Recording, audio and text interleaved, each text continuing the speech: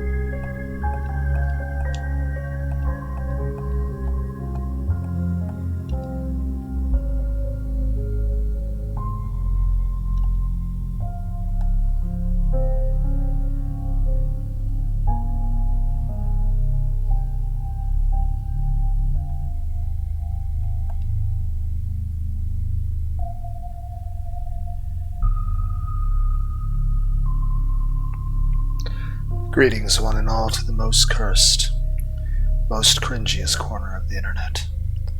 A YouTube channel content creator, actively alienating everyone in both the analog and digital world. Well, welcome and good evening, wonderful dice of all alignments. I am Lunar D8. And this is Let's Play Sickness, Part 1.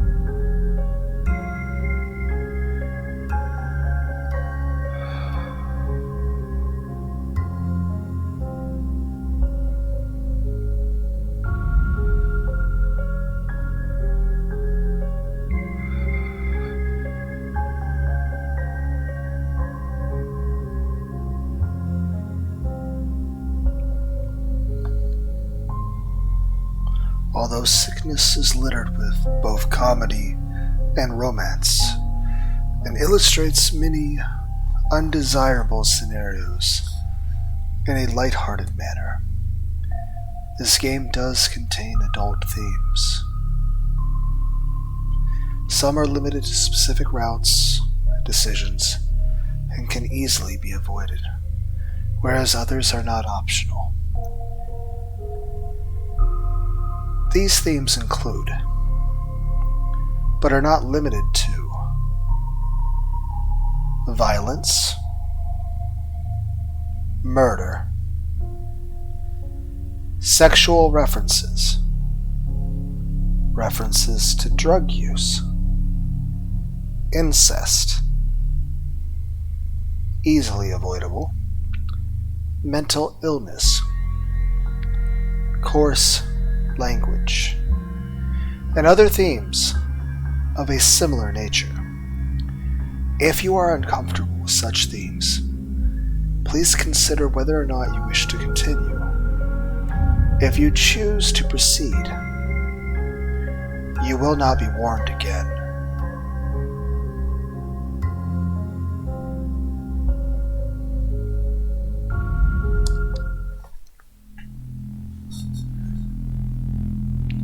Murder. One of the most heinous crimes a person can commit. The act of taking another human being's life. The act of robbing a person of their already limited time on this planet. It is a fear-inducing crime which anybody can commit. Every housewife, every student, every police officer is a potential killer. It's a crime that doesn't discriminate by blood or circumstance. It is a crime which can be committed by and make victims of just about anyone. Everybody remains both a potential killer and victim, blissfully ignorant of the fact that they could be next, assuring themselves that it could never happen to them.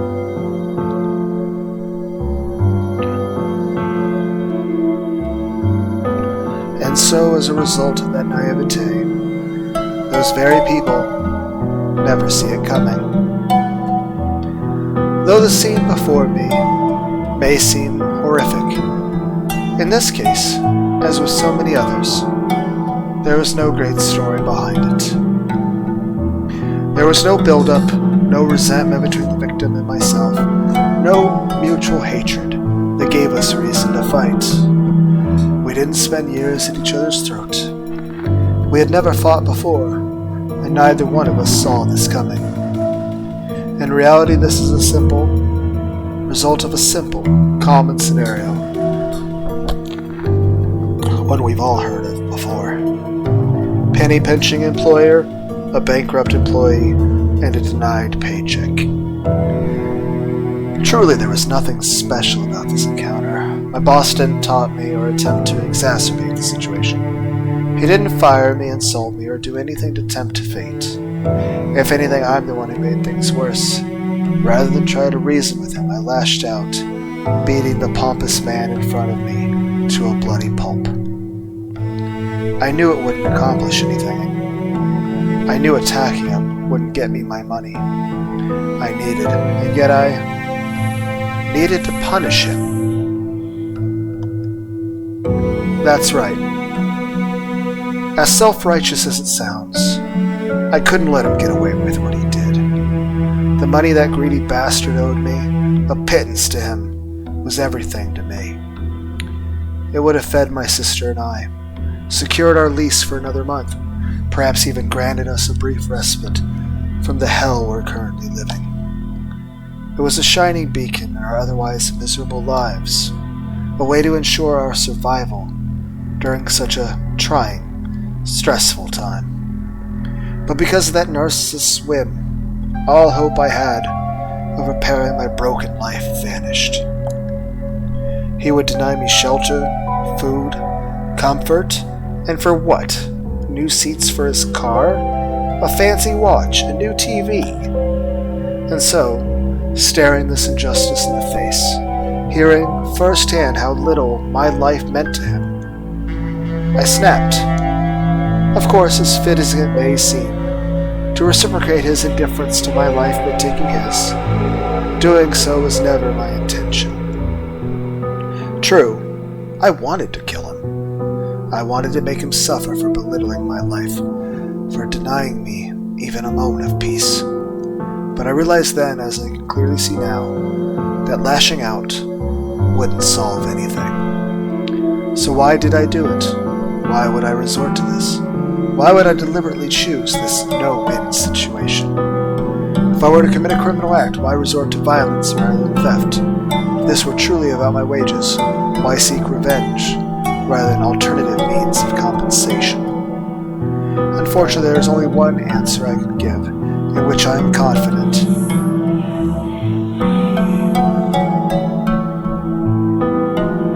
It isn't the first explanation that came to mind, but it does make sense. A few hours ago I would have laughed at the cliché of a criminal blaming the voices in their head, even more so at the notion that a person would act on the silent words of an unseen entity.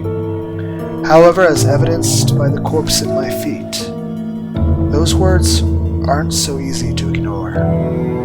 As I attempted to survive in this two-class society, willfully believing that I was somehow immune to the corruption and classism plaguing this town, there was always a voice whispering to me, telling me not to believe the good fortune around me. A voice filled with skepticism and doubt, preempting the inevitable, telling me to take action before it was too late.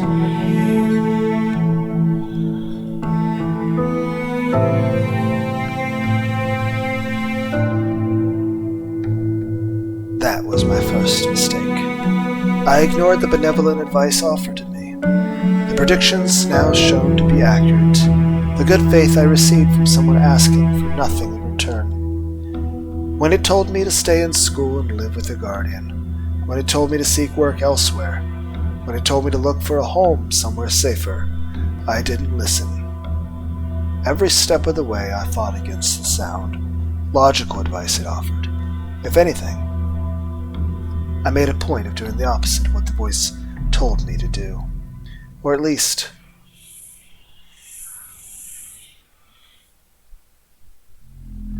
and that was my second mistake. It wasn't that I refused to heed the word's advice. I simply wasn't interested in taking the safe, responsible route. So by the time that violence had become the advised course of action, my path had already been determined.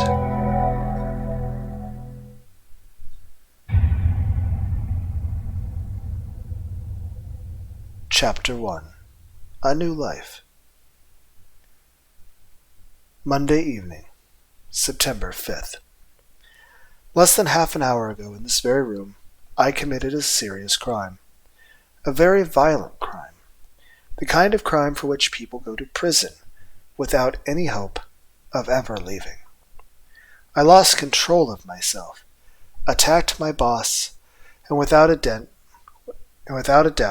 ended my short time working in this place. I acted on impulse as I stared in the face an injustice that threatened to take away my home, allowing myself to do the only thing I could do to avoid feeling powerless.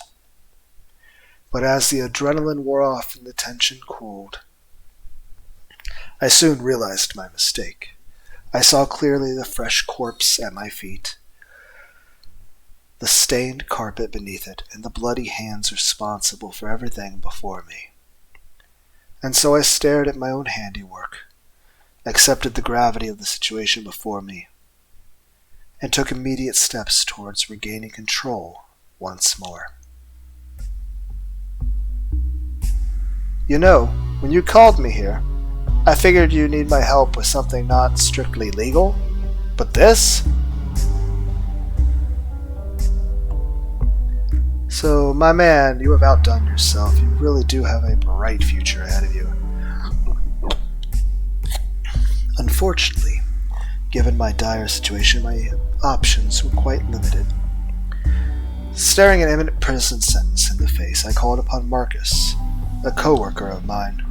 Contrary to his crappy dye job and lean figure, Marcus is a man of many trades, several which aren't entirely legal. Since the moment I began working here, Marcus has been open about his criminal dealings, more than once hinting that he could help me, or vice versa. And now that things have come to this, it's time for him to make good on that promise. Oi, oi! Less talking, more lifting. I'm here to help you two out, not take care of everything myself. The second man Marcus saw our boss in his current state. He understood the situation. Without asking a single question, he promised to help me out of my predicament.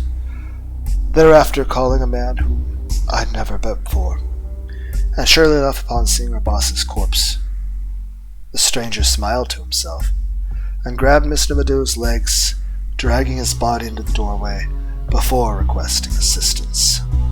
Don't be like that. Surely a big, strong man like you can lift that weedy piece of shit by yourself. And get this poor sap's blood all over me in the process. Either give me a hand or do this yourself. Marcus and his acquaintance carried my boss's corpse into the stranger's van, which was parked just outside of Mudau's office. Thanks to the proximity of my boss's office, nobody heard our scuffle over the machinery used within the warehouse, and Marcus's acquaintance was able to block visibility and access to the office with his vehicle. Even so, despite knowing how fortunate my circumstances were, I couldn't help but feel anxious. Whether these two successfully cover up Mudau's death or not, there was no way this can end well. All it would take is one witness, or a slip of the tongue, and I could wind up in prison. And even if I do get away with this, what then? Will I be indebted to Marcus forever? Will he ask for something extreme in return for his silence? No matter what scenario I envision, it doesn't bode well for me. That bastard's heavier than he looks. Tell me about it. I thought my corpse handling days were long over. His corpse handling days? This guy sounds like the right person for the job, but just who is he? Anyway, I'll handle the disposal. You two clean up in here, alright? You're the boss, Andre. Just leave the rest to us. After all that, that'll give us time to talk about repayment. And there it is. It's not unreasonable for Marcus to expect something in return. I called on him knowing full well that I need to repay the favor. Even so, just thinking about how he'd expect me to repay something like this. What do you have in mind exactly? Oh, nothing big. At least, not for someone like you. But really, before we get into that, I've got to tell you. I picked you as a fighter from the moment we met, but to actually kill somebody? I seriously underestimated you. Marcus makes it sound like I planned on killing Madhu from the start, but I'm no killer. Even if I've been in my fair share of fights, I've never tried to kill someone before. With that in mind, I have the perfect job for you. I'm sure he does. But given the events leading up to this moment, I have to ask, is it a legal job? Sure, why not? As long as you don't get caught, of course. Figures. Oh, cheer up, I'm just messing with you. I've got the perfect job in mind for you. You'll be able to rake in money, feed that aggression of yours, and pay off your debt almost immediately. Interested? Hang on, you're offering me to pay me while I repay you? Of course. Considering the reason why we're here, I thought it would be better not to get between you and your money.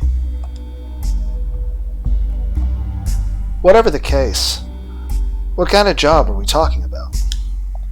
I brought you here to get me out of trouble. There won't be any point if you just drag me any deeper. Ha! You really don't have any faith in me, do you? Well, so be it. Just keep in mind you're worth more to me alive and well than in prison. That is a fair point. Not that you have a choice, anyway. If you want all of this kept secret, then you're going to have to do exactly as I say.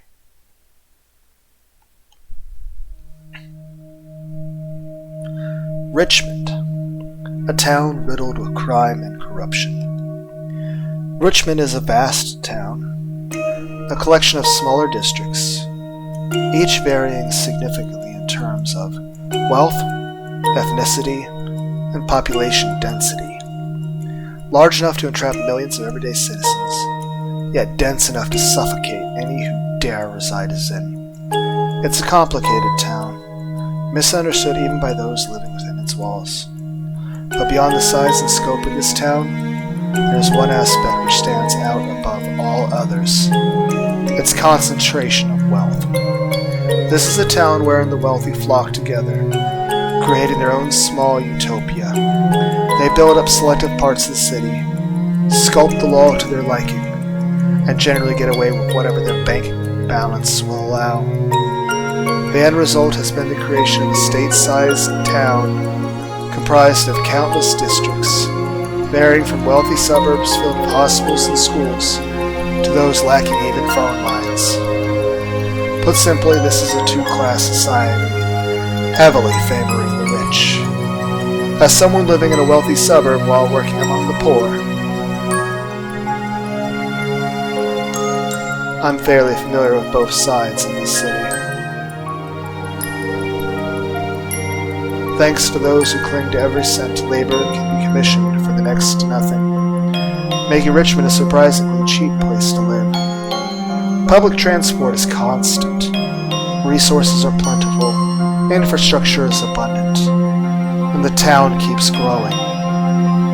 For those with money to support themselves, this isn't a bad place to live.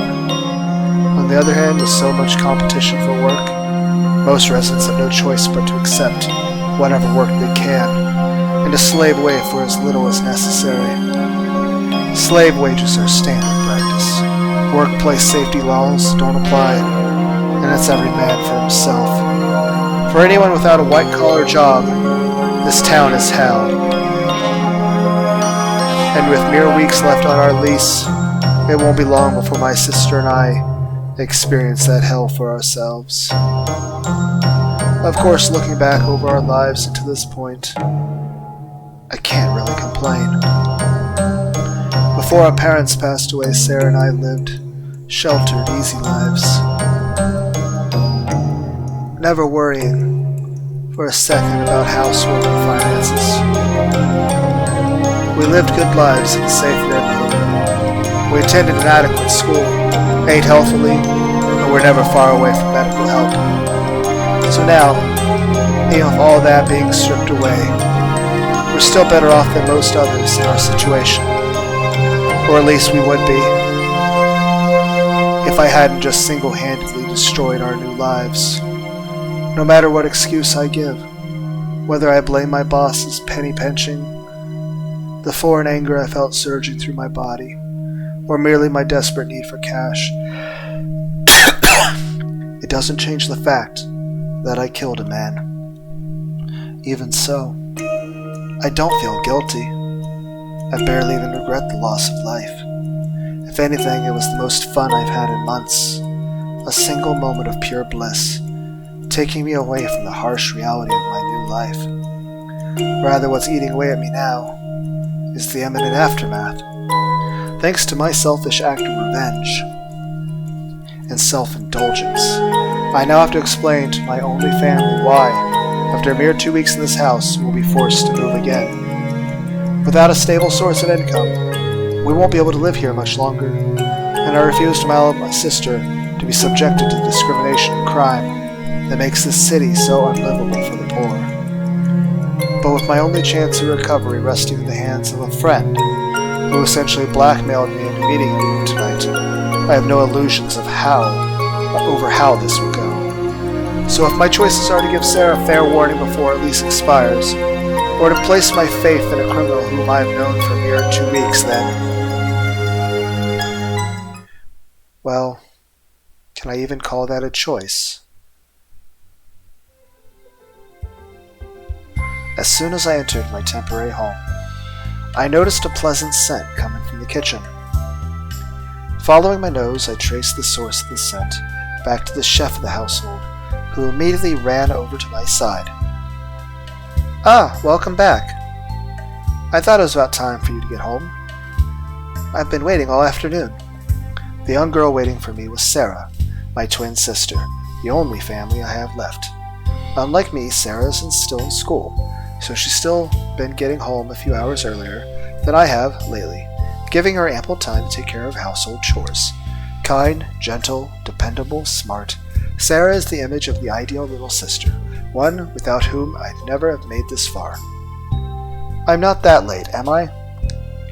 Not at all. In fact, you're just in time. And time? In time for what? Given my first observation upon entering the house, I already had a good idea of what awaited me. However, even with Sarah standing before me, while wearing an apron, something didn't seem right. In a house with few appliances and shelves, stocked with cheap instant food, my sister, who had never cooked for me before, had somehow whipped up a proper meal in anticipation of my return. I could ignore the fact that this house smells like real food for once, but where on earth did the ingredients and utensils come from? Since Sarah and I began living on our own, we've been eating instant food every day, unable to afford anything better. With the petty cash we had left, there's no way Sarah could have bought any of this. In the saucepan, we have white sauce with chunks of sun-dried tomatoes, and in the pot we have fettuccine pasta. I hope you're hungry. Hungry is an understatement, but there's one thing more powerful than my stomach. It's my curiosity. Sarah, where'd you get the money for all of this? And since when have you known how to cook? I go out of my way to cook you dinner, and this is how you react? Fine then, I guess I'll have to eat it all myself. Sigh. I knew I should have stopped after the first question. Oh well, forget it. Sarah probably just borrowed some things from school, or from one of her friends. Anyway, where have you been? Usually, you have been home an hour ago. Shit. That's right, given the situation. I hadn't even thought about what time it was. Is it worth trying to come up with an excuse now? Where is the just tell the truth option?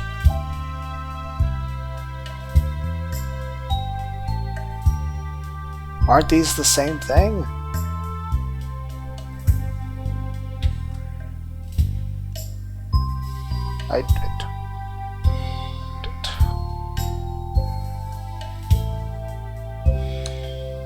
Nah, better just to play it off. An excuse made at the spot would make her suspicious. Just at work. I must have lost track of time. I mean, technically all of that's true. We were at work, and we did lose track of time. Anyway, did I miss anything? Ah, now that you mention it, something did arrive for you. Sarah moved her apron, simultaneously taking out an envelope from her pocket. Sorry, I know I shouldn't have opened it. I bet it's the check that we killed the dude over. It's like, oh, it was a day late. Sorry, I know I shouldn't have opened it. Sarah handed me the envelope, which she had attempted to reseal after opening. I peered inside the envelope, and within it I found money. Wait a minute. There has to be at least $2,000 in here. Okay, so that's definitely not from our job. And why would we just get cash in an envelope? You don't mail money. Not like that. I spent a little on utensils and some fresh meat and vegetables. You can't eat instant noodles every day, you know. Did Marcus send that to us? Well, no, he couldn't have. I mean, literally that stuff just happened, and she bought this stuff in the past. So I was about to say maybe he was making an investment on us because we were going to be very useful to him. Like, I mean, he already made a point that given how I had already snapped at my boss, you don't want to get in the way of me and my money. But also, like, sending me money would be a good way, like, you know, you're investing on me because I'm of use to him, but I can't be of use to him if, you know, I don't have a place to live or I'm dying of hunger. But this would have been before all of that. So I have no idea. Sarah explained to me why the envelope was no longer full, but as I vacantly stared at the money in my hands, she needn't have bothered. Even at the pay I was promised, I should have made less than $1,000 in total. For there to be over double that left after Sarah's expenses. Also keep in mind that it's just loose cash in an envelope. This must be Marcus's. But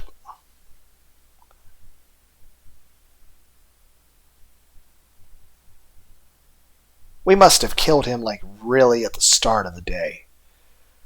I mean, I think I saw it said 10 o'clock there, and I assume maybe we're doing a normal 9 to 5 or maybe 9 to 6 work day. And it's dark out. So maybe upon immediately finding out that we killed our boss over not getting the money, he immediately had money sent to us. And then, of course, this would have given her time to buy utensils and stuff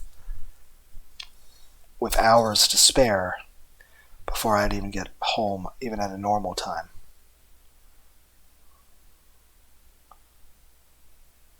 Man, we really did lose track of time. I mean, you know what they say, time flies when you're having fun. He knows I need money and that I won't be able to pay him back unless I accept his job offer.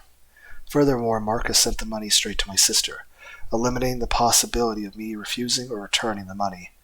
But how did he get the money to my sister so early? Did he know ahead of time that Murdu would refuse to pay me? Well, he probably had a courier take care of it the moment he found out that I, expressed my disappointment with my boss. This is all just, what are you waiting for? Come on, get it while it's hot. Interrupting my agitated thoughts, Sarah took me by my hand and led me into the living room. Sitting on the table in front of the couch were placements paired with shiny cutlery, more goods we didn't own mere hours before. Further that, 2 steaming plates entered my vision moments later as Sarah made another quick stop in the kitchen, bringing with her a heavenly scent. Come on, put down the money and eat. As intrigued as I was by the scene before me, the thought of putting down the cash-filled envelope had yet crossed my mind. After all, before I could relax and eat dinner, there was still something I needed to clear up. I will. But before that, how and when did you get this envelope? Didn't your boss tell you? The envelope was mailed here sometime today. Well, I get that envelopes are made to be mailed, but an envelope with this much money in it, that's just careless and extremely suspicious. I hadn't really thought about that. I just found it slipped under the door before I got home. That isn't much to go on, but it does confirm my earlier suspicion. Sarah gets home hours before I do. If this money came from Marcus, he really must have known what would happen ahead of time. Damn it, it feels like I'm being played by the bastard. Enough about that. Sit down already and eat. You'd better not be stalling because you're afraid to eat my cooking. What? Of course not. Though it is true she's never cooked for me before. Oh well, it certainly smells nice enough. Wow, this is actually pretty good. It might be because I've been eating instant food for weeks on end, but this tastes like something I'd actually pay for. Stare. Though it might taste better if a certain someone wasn't analyzing every bite I take. Maybe some feedback will get Sarah off my back. It's good. Well, it is what she's waiting to hear. And it's true. This tastes great. You did really well. Of course I did. Just who do you think you're talking to? On the other hand, I should know better than to stroke her ego by now. Whatever the case, it really is nice to be eating real food again. What are you talking about? It's only been a couple of weeks, you know. For you, maybe, but I've gone a whole month of hospital food, straight to nothing but instant noodles. Alright, I guess it has been a while for you. As much as I try to sympathize with Sarah, my life hasn't been so grand lately either. After suffering a severe head injury and losing months' worth of memories as a result, I received the grim news that our parents had been killed in a car crash. Worse, since the circumstances surrounding the crash were deemed suspicious, their assets were frozen, leaving Sarah and I without a dime. Finally, without any close relatives who we could rely on, I had little choice but to quit school and find a job, assuming responsibility for Sarah's well-being. So now, after suffering so much hardship in such a short amount of time, being able to indulge in a peaceful home life like this is a dream come true. Either way, you're right. It is nice. It feels like we're finally gotten some piece of our old lives back. I couldn't agree with you more. And with that in mind, dear sister, what will be the next step of the Tesla Family Restoration Project? The what? If we're going to restore our lives.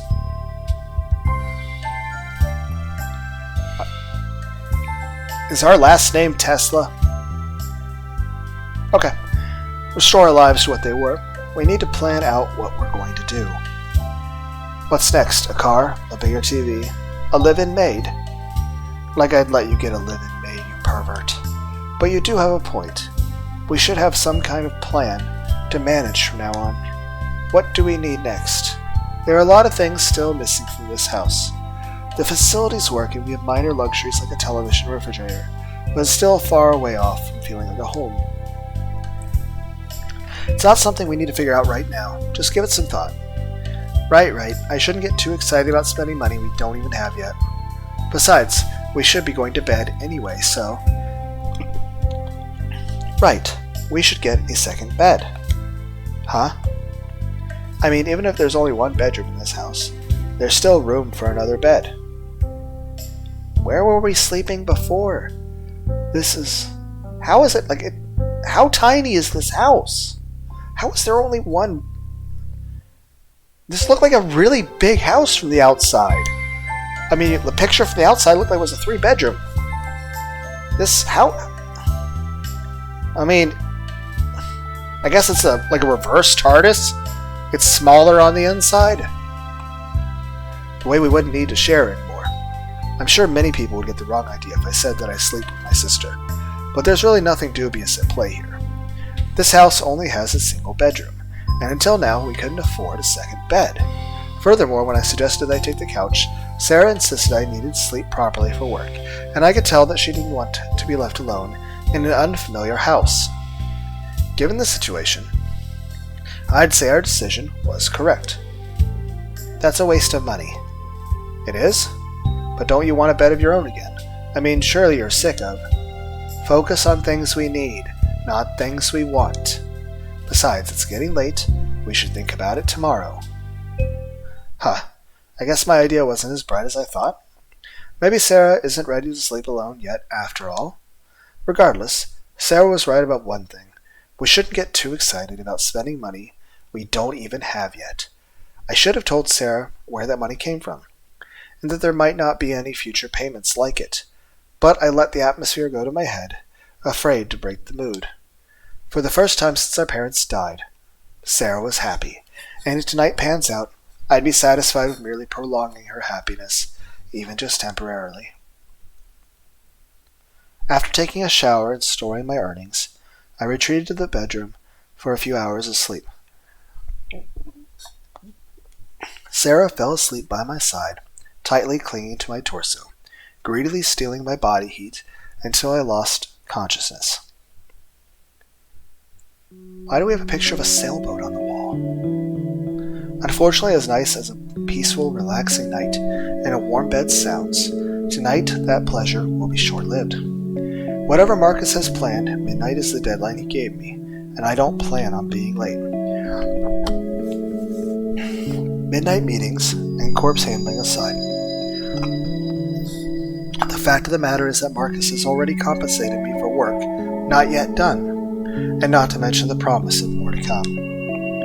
Whatever reservations I have about this, I can't afford not to go. At the very least, I need to hear him out and see what he has in mind. And if the job he has lined up for me is as violent and well paid as my night so far would suggest, then there are worse ways to make a living. Eyeing the clock on the wall facing our bed, I snuck away from my sister's side, careful not to wake her. I slowly removed her arms from around me, and replacing my body with the pillow I had been using until moments prior, then tiptoed out of our bedroom and through the living room, not making a sound the entire trip. It's a shame to have to leave her side like this, but tonight there's somewhere else I need to be. Following the unfamiliar route detailed to me earlier in the day, I made my way to a part of town I never thought I'd need to visit.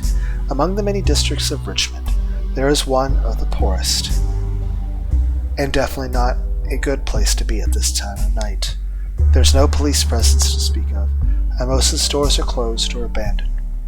There's absolutely zero maintenance being done. As soon as Marcus told me where we'd be meeting, I knew the job he had lined up for me couldn't be legal. Just what am I getting myself into here? Geez, took you long. I don't have a car! I was beginning to think you'd chicken out. The moment Marcus and I met face to face, he opened with his usual level of compassion.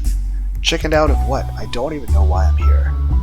You're here because it's one of the few places in town where someone like you can actually make money. You know, that isn't what I meant. I'm in a shady neighborhood in the middle of the night, prepared to make money from legally questionable work, and you're still only telling me the bare minimum. You can't keep me in the dark forever, Marcus.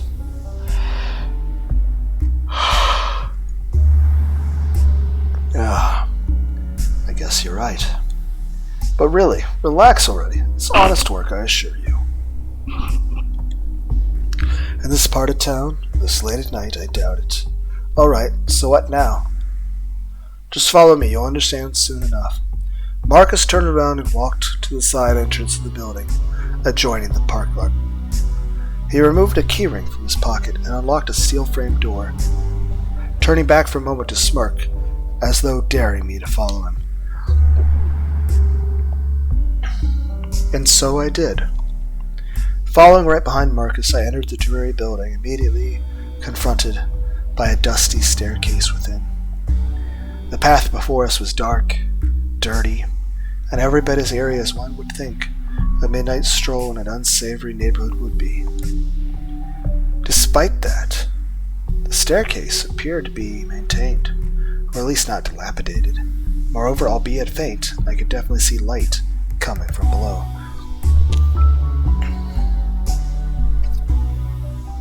What awaited us at the bottom of the staircase was an arena. In the center was a boxing ring, and beyond that were grandstands akin to those I'd usually see in football stadiums. Despite the massive size of the venue before us, there were only a few other people present, all mulling around near the top of the grandstands. The light remained dim, and for all intents and purposes, Marcus and I were essentially alone. So what do you think? Pretty impressive, huh? That's one word for it. What the hell is an arena like this doing down here? I believe the word you're looking for is stadium or ring. Anyway, where else would it be? Events like these can't take place out in the open. You know, not even in Richmond. Why does this remind me of Baki the Grappler? Events like these. It's just a boxing ring, right? In a way. Interested in boxing. I'm not a fan of watching sport, but come to think about it, just wait a little longer, another 5 minutes, and this place will be open to the public. Then you can tell me if you're interested in bashing skulls for a living.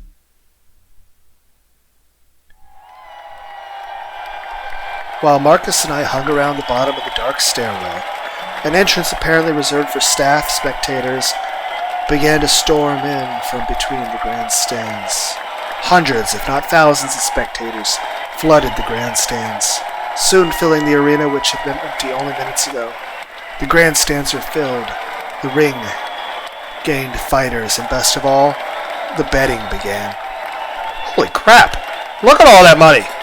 Just how much are these people betting? Despite being so far away from the action, I could clearly see large stacks of money changing hands.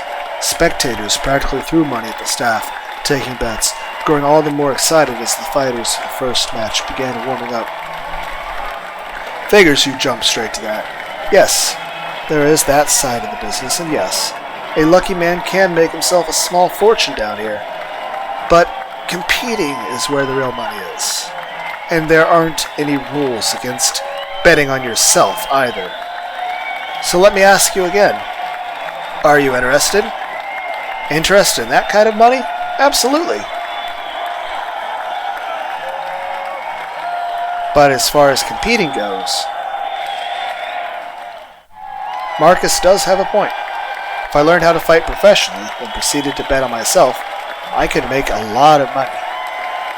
It would also give me an outlet, somewhere to vent my frustration, rather than on unsuspecting victims like Modal. But that's the best case scenario. Realistically, I might not even land a hit on my opponent, let alone prove proficient enough to profit from a career in boxing. I could just end up broken and broke, worse than ever. Maybe, but I'd rather find a more stable source of income.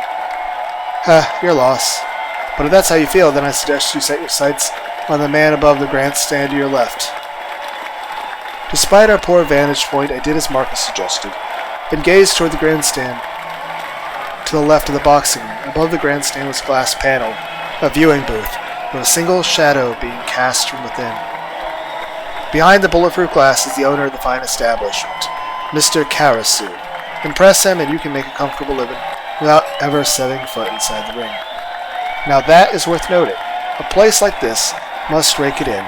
I'd be foolish not to try and get in on something like this. Make a living how? What kind of business does he run?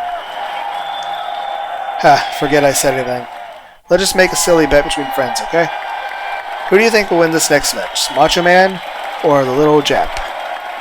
Gonna make a save.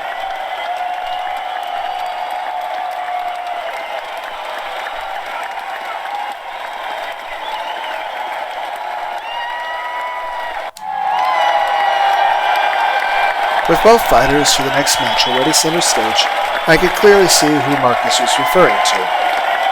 Before us were two men in their 30s, one in blue trunks and one in red. The blue was a Caucasian male. From my position, he appeared to be at least 6 feet tall, with the shoulder width to match his impressive stature. His opponent seemed to be a head shorter. A Japanese man with slim build, probably a martial artist of some variety.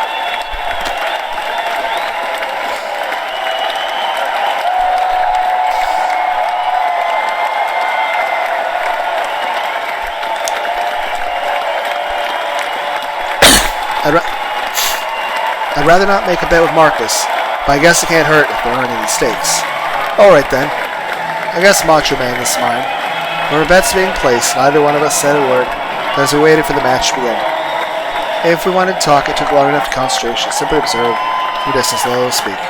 If not for their significant difference in stature, I doubt I had even been able to tell the fighters apart. God!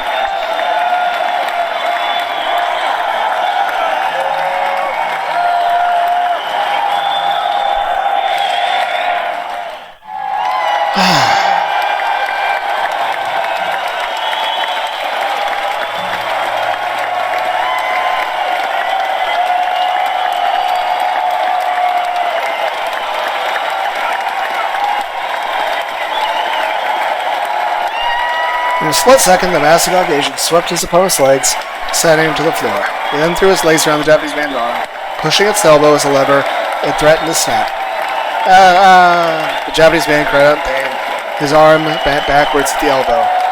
But his screams were overpowered by the crowd, who shouted for blood, spurring on the giant he had been pitted against. God, no more I give. The man in blue paid no heed to his opponent's pleas for mercy. Even as the Japanese man cried out in pain, forfeiting without hesitation, the giant continued unabated, glaring at his opponent without even a hint of sympathy. You guys do know how much it's tempting to reload. Not because out of sympathy for the character about to have his arm fucking violently broken, but because I'm about to lose a bet that has no money riding on it.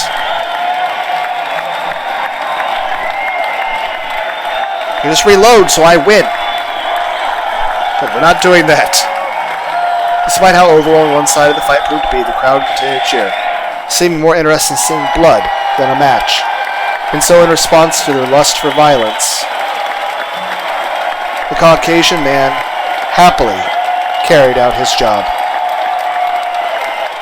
The sound of the Japanese man's arm being snapped in two was silenced by the crowd. most of whom went quiet as its echoes reached their ears. Medical staff rushed into the ring, carrying the fallen fighter out post-haste. The gamblers lined up to collect their payouts, leaving the remainder of those present in shock and awe. Not all Asians practice martial arts, you know. You better learn to analyze your opponents a little better if you want to become a professional fighter. I am still tempted to reload that save so I can win this bet that has nothing riding on it. In a fictional game, no less.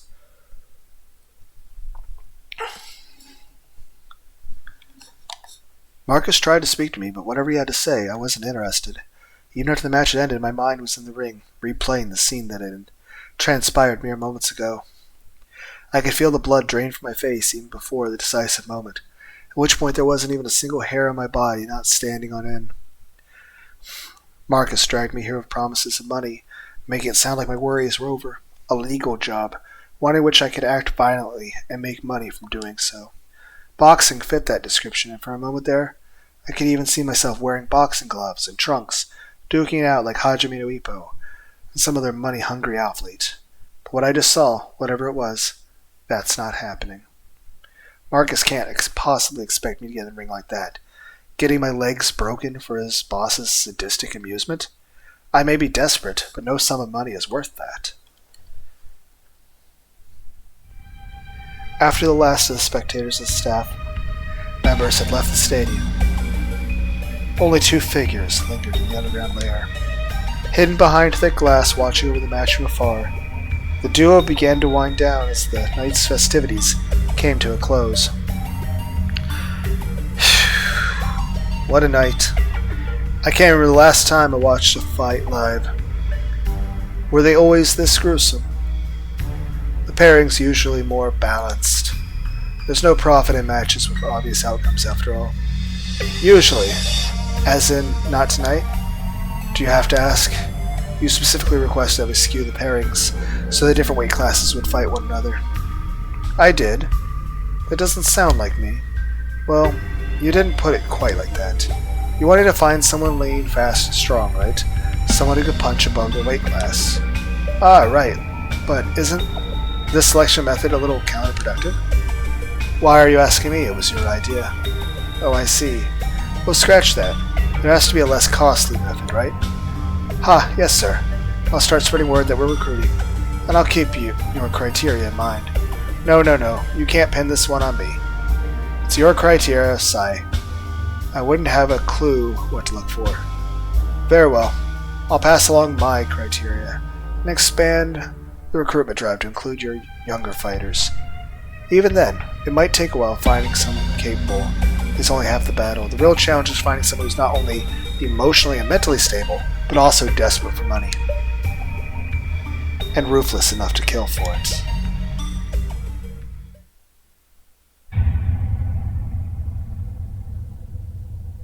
Chapter 2. Sadist. The next day.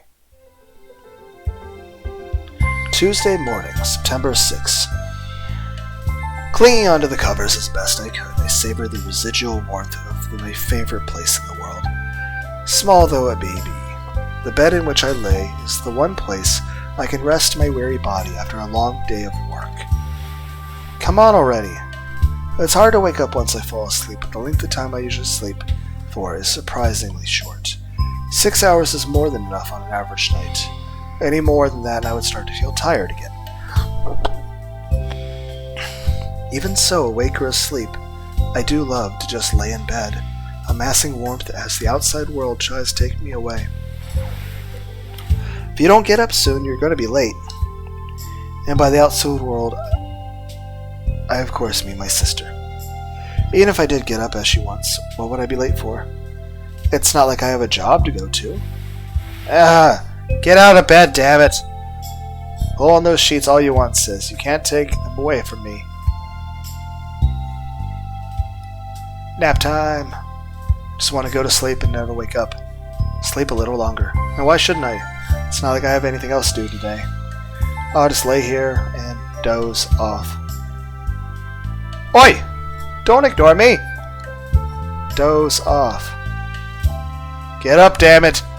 My ears. I'm right here, for pity's sake. I get it already. I'm up. Honestly, why does this girl hate sleep so much? Alright, now that everyone's up and awake, what do you think? Sarah half turned her body from side to side, causing her skirt to chase her body's movement. What do I think? Of your school uniform? Surely I'm missing something here. There's no way her question's simple as it sounds. There must be some kind of secondary question hidden behind a layer of teenage girl code. Honestly, there are limits to how ignorant you can be. We've been wearing the same clothes every day for the past 2 weeks. How could you not notice? We have? But wait, there's always clean clothes when I get out of the shower. That's because I wash them with... How do you wash clothes that quickly? Huh. Oh, I see. Then what have you been doing with your clothes? Told you before, haven't I? Don't underestimate the resourcefulness of little sister. I see. Tell me your elaborate systems, sister dearest. With pleasure, my dear brother. While you're in the shower, I put your clothes in the washing machine. After washing clothes, I take off my own clothes, change in yours, and then wash my own. Finally, I change back into my clothes, put your clothes back where you left them. Incredible, you really are resourceful. Of course. It may be convoluted, but desperate times call for desperate measures. Impressive nonetheless. I'll never doubt you again. Though, that does bring one question to mind.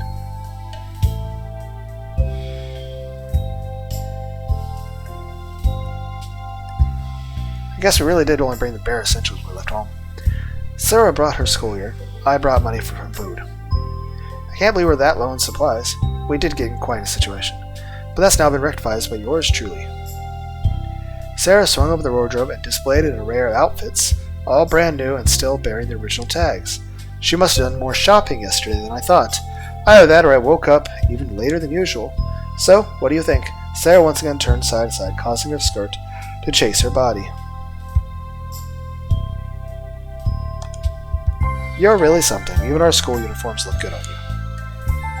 You really mean it? Haha. Ain't I a sweetheart? Passing by, blushing sister, I happily grabbed a new set of clothes and headed to the bathroom. The moment I left my lovely sister's side, however, my expression dampened as I entered the shower. My thoughts went to a darker place. No matter what the circumstances were, the fact remains that I killed a man yesterday. It was quick and easy, albeit accidental, and I did so without feeling any guilt whatsoever. But with Mr. Mudau dead, my fate is now in Marcus's hands, and that alone might be punishment enough. Because now, on top of worrying about police involvement, I've got myself roped into some sort of unwritten agreement with a criminal and his sadistic boss. Whatever my life becomes from here on out, it can't be good. Shaking free of my brief, melancholy thoughts, I finished showering and left the bathroom, then waltzed into the room and one of the new outfits my sister purchased. Sarah moved closer, tucking on my shirt and pants to gauge how well they fit until she inevitably reached my face. You could do with a shave, but other than that, I'd say you cleaned up pretty nicely. I really am a miracle worker, trying to assume responsibility for my good looks, huh? Good looks? Name one girl who's ever told you you're handsome. And family doesn't count. Ouch, she's got me there. Ha. Right. Sarah let out a brief gasp of realization that I set my sights on her cereal. She hurried back into the kitchen and returned a split second, carrying with her another bowl matching her own. Sarah placed on the table, positioning it right next to hers, and pairing it with a spoon. Come on, eat up. You have a big day ahead, don't you? Sorry for doubting you. Doubting me? When did she? I guess 2 weeks of instant food was causing her to lose faith in me after all. Sarah probably thought my first paycheck was never going to come, and she isn't the only one. In response to her sincerity, I walked over to my sister's side, kissing the top of her head before sitting down myself.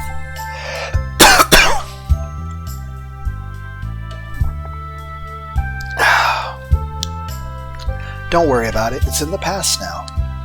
From this point on, just focus on studying. Let me take care of the rest. After seeing my sister off as I pretended to get ready for work, I regressed back to my usual slovenly self. On a normal day, I would currently be catching the bus, heading towards my now former workplace. But after what happened yesterday, even I know better than to do that. My only real obligation for today is to make contact with Marcus so he can screw with my life further. Unfortunately, he never told me where or when we'd meet up, so I'm now at a loss as to what I should be doing. So while I don't think that waiting around for an unscrupulous character to show up my doorstep is a particularly bright idea, it couldn't be. Howdy, neighbor. Spare some sugar? Damn, he really did just show up. And promptly at that. Was Marcus waiting for Sarah to depart? Hello? Hi there, I represent the Mormon Brother. How many of these jokes did you save up? Oh my god. Fine, I get it. You aren't in the mood. Now, are you going to invite me in or not? What? Like I'd let you into my house. Oh, come on, why so stingy? Afraid I might see something embarrassing. More like you'd steal anything valuable. That hurts. Who was it that gave you the money you needed to pay the rent on this place?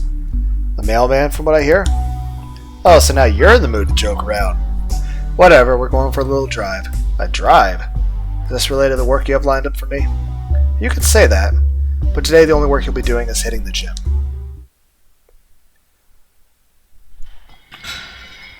Though the trip proved both quick and simple in Marcus's car, it only took a moment to regret being so prompt. Upon stepping through the door, I was confronted with sweaty, muscle-bound men, disgusting grunts, and the overwhelming cumulative spotty odor of everyone present. But as I contemplated escape, Marcus practically dragged me to the center of the gym, toward the boxing ring. Inside the ring were two fighters duking it out, and spread around the outside of the ring were a bunch of middle-aged men advising the two during their match. At first glance, they all appeared to be strangers, but as Marcus began to approach one, I immediately recognized them. Yo, Andre! Well, if it isn't Marcus. And you even brought some fresh meat for me to play with. Fresh meat? A gift from me to you. I know you like him young, Andre. Like him young? Oi, I didn't say that. People are going to get the wrong idea. There's no need to be shy. I brought some fresh meat, and now you want to beat it. Ha, get it? I call it a meat, and imply that you want to beat his... Okay, that's enough out of you. What, you don't like my present? I can take him back and get someone a little younger if you... I told you it's not like that. Come on, stop it. You gotta scare him off. Lots of ellipses. More ellipses. Even more ellipses. Why do I get the feeling that my chastity's in danger? So anyway, what brings you to my gym? Hoping for the youngster to get some training in before his debut? You know it. Do you have some spare gear in his size? Huh. Andre looked at my body over thoroughly, paying close attention to my body size and general physique. I'm well built for my age, and I've been in my fair share of fights, but I may as well be a toddler when compared to the other muscleheads around here. Let me take a look. Taking Marcus with him, Andre left the scene in search of boxing gear my size, and so, left on my own, I took another look around the large gym, eventually setting my sights on the ring Marcus led me to.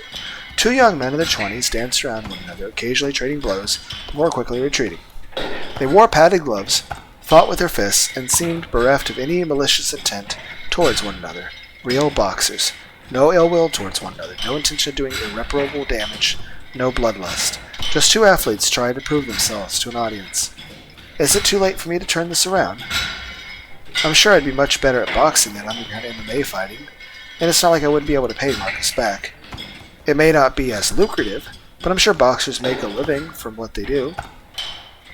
I have most of what you need, but you'll need to buy your own mouth guard. Trust me, you don't want the ones we have here. Laughing at his own remark, Andre offered me the trunks in his hand. I eyed the gloves underneath and took the trunks, quickly realizing there was something off about them. Looking into the ring once more to examine the fighters, I compared the gear they were wearing to that which Andre returned with. Their gloves have far more padding, not to mention the subtle difference in design. Whatever Andre brought with him, it isn't boxing gear. Well, are you just going to stand there, or are you going to try them on? I haven't got all day. Rather than talk back to the large man, I did as I was told.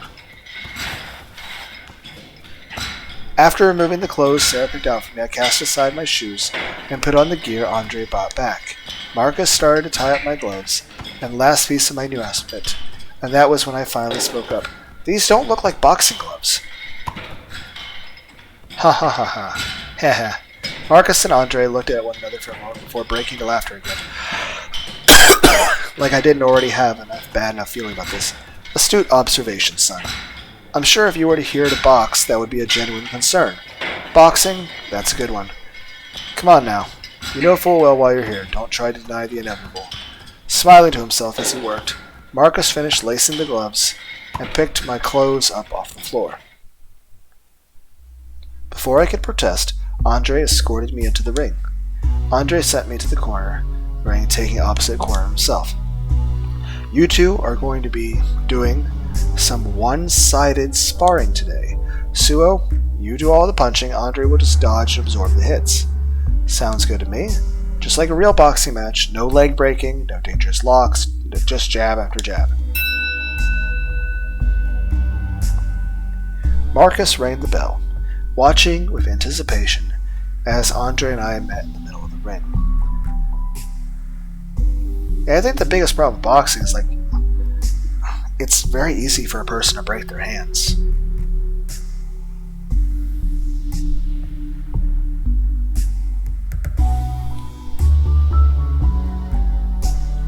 Marcus rang the inside bell, watching in anticipation as Andre and I met in the middle of the ring. My gloved fists met with Andre's, signifying the start of the match. Or so I gathered from watching boxing on TV. Andre took a few steps back and raised his fist, lightly bouncing on the soles of his feet as he moved around the ring. MMA trainer or not, everything about this guy screams boxer. I mimicked his stance and slowly approached Andre, careful not to run in too eager.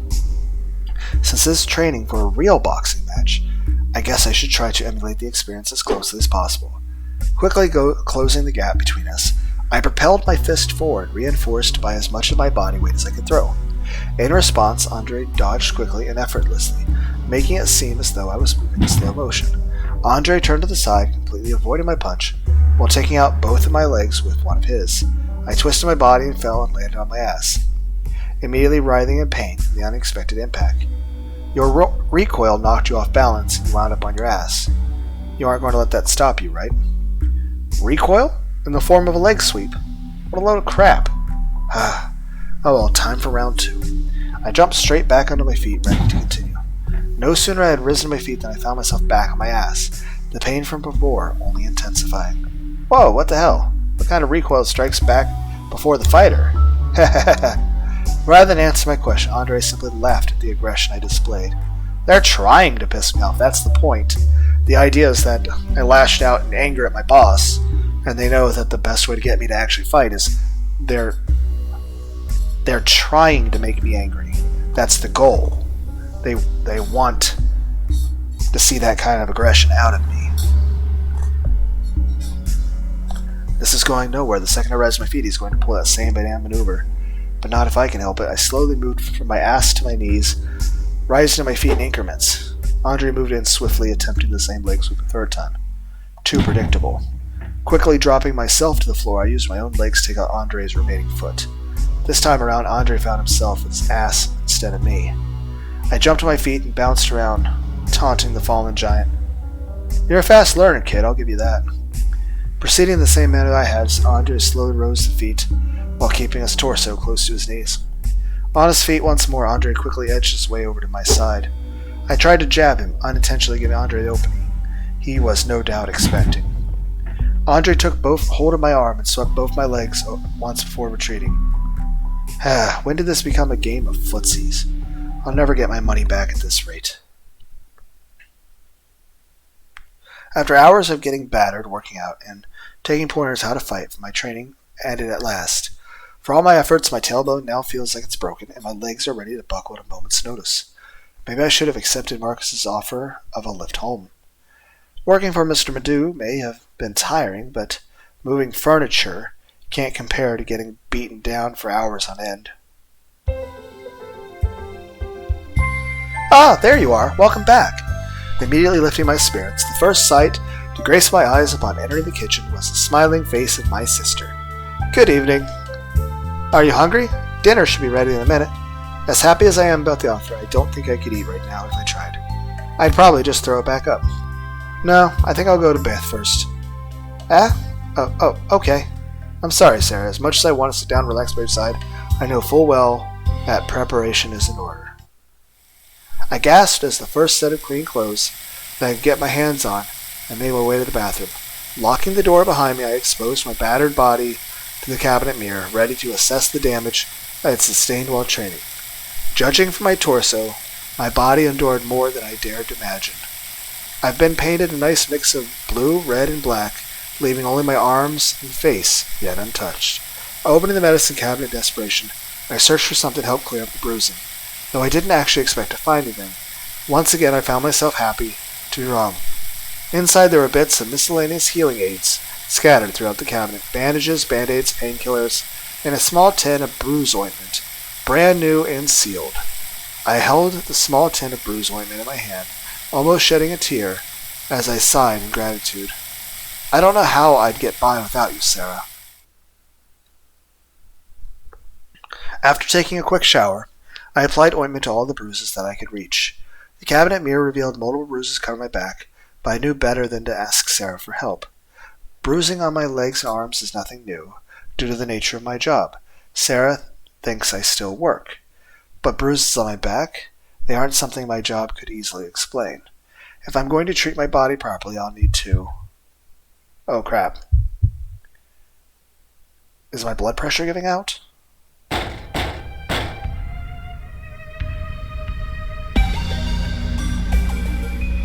Because there have been times where there's...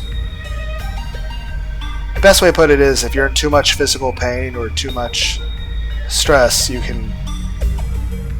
But usually in that situation, what I've done is I've just sat down, because at that point, if you don't, you're going to collapse. And I'd rather not fall and hit my head on anything.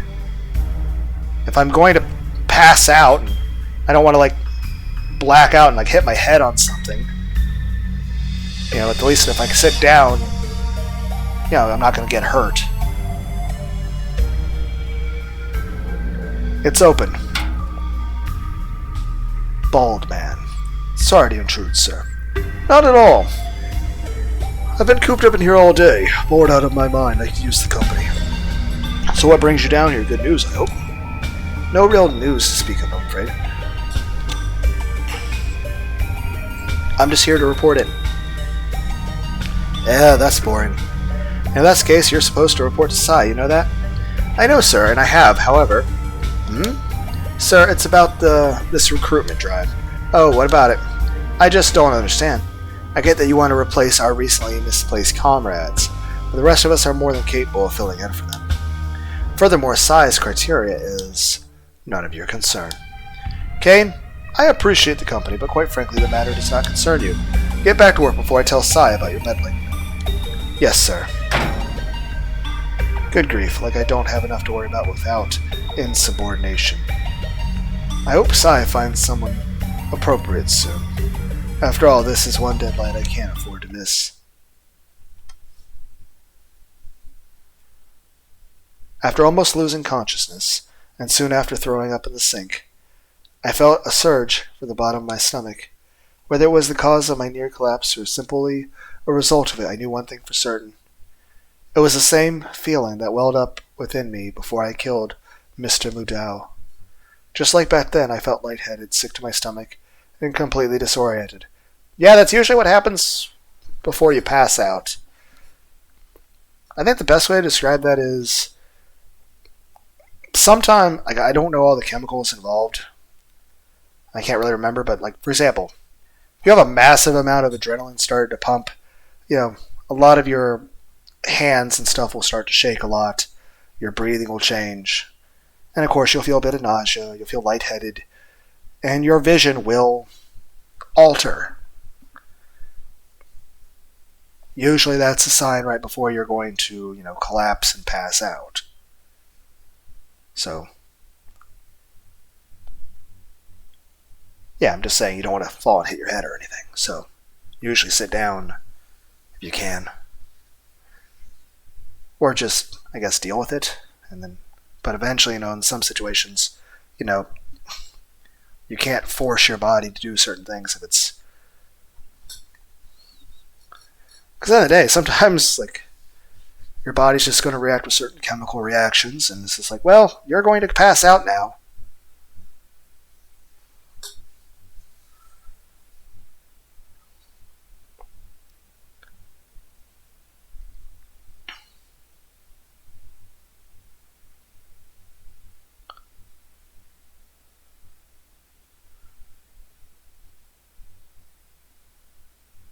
It's not a pleasant feeling. It's actually a really, really terrible feeling. Be it physical sickness, a mental one, or just lingering effect of the head wound I suffered, I was convinced that I needed medical attention. Unfortunately, despite recognizing my own illness, I possess neither the time nor the money to act upon my observation. I can't afford to go to the doctor just yet. I need to keep working whatever my job winds up being and provide for my sister. Speaking of whom, as I returned to the living room,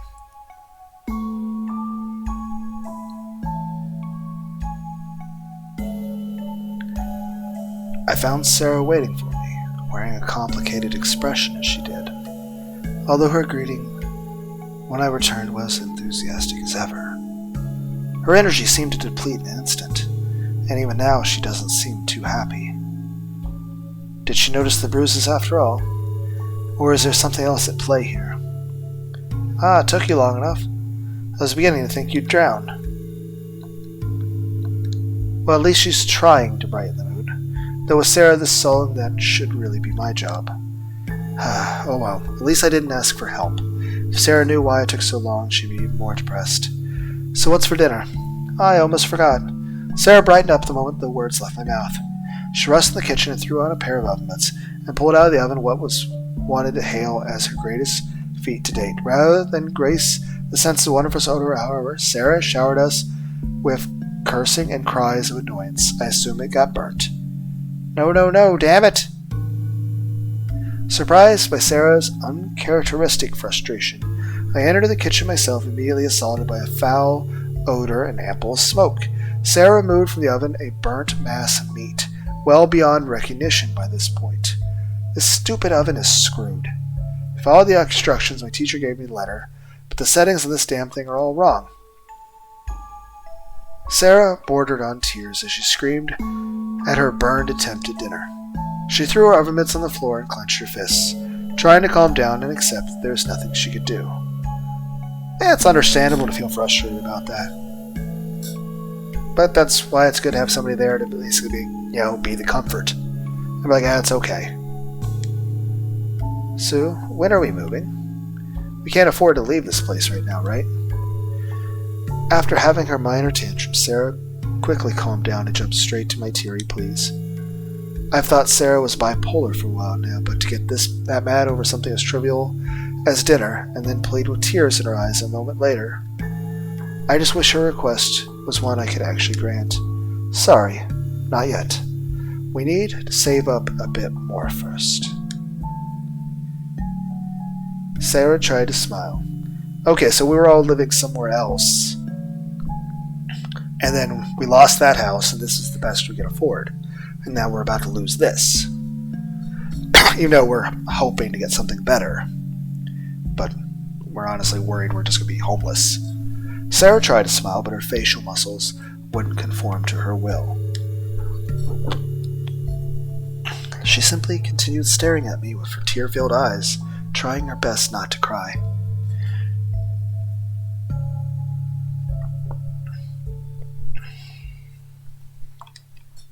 All right, I understand.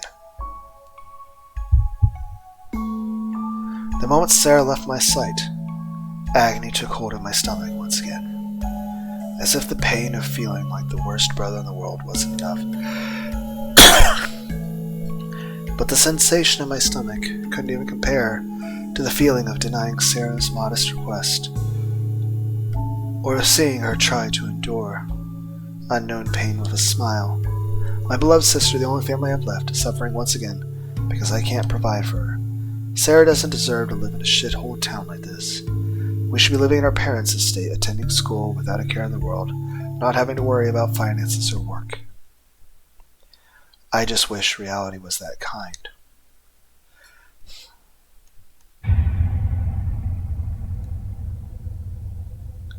Escalation.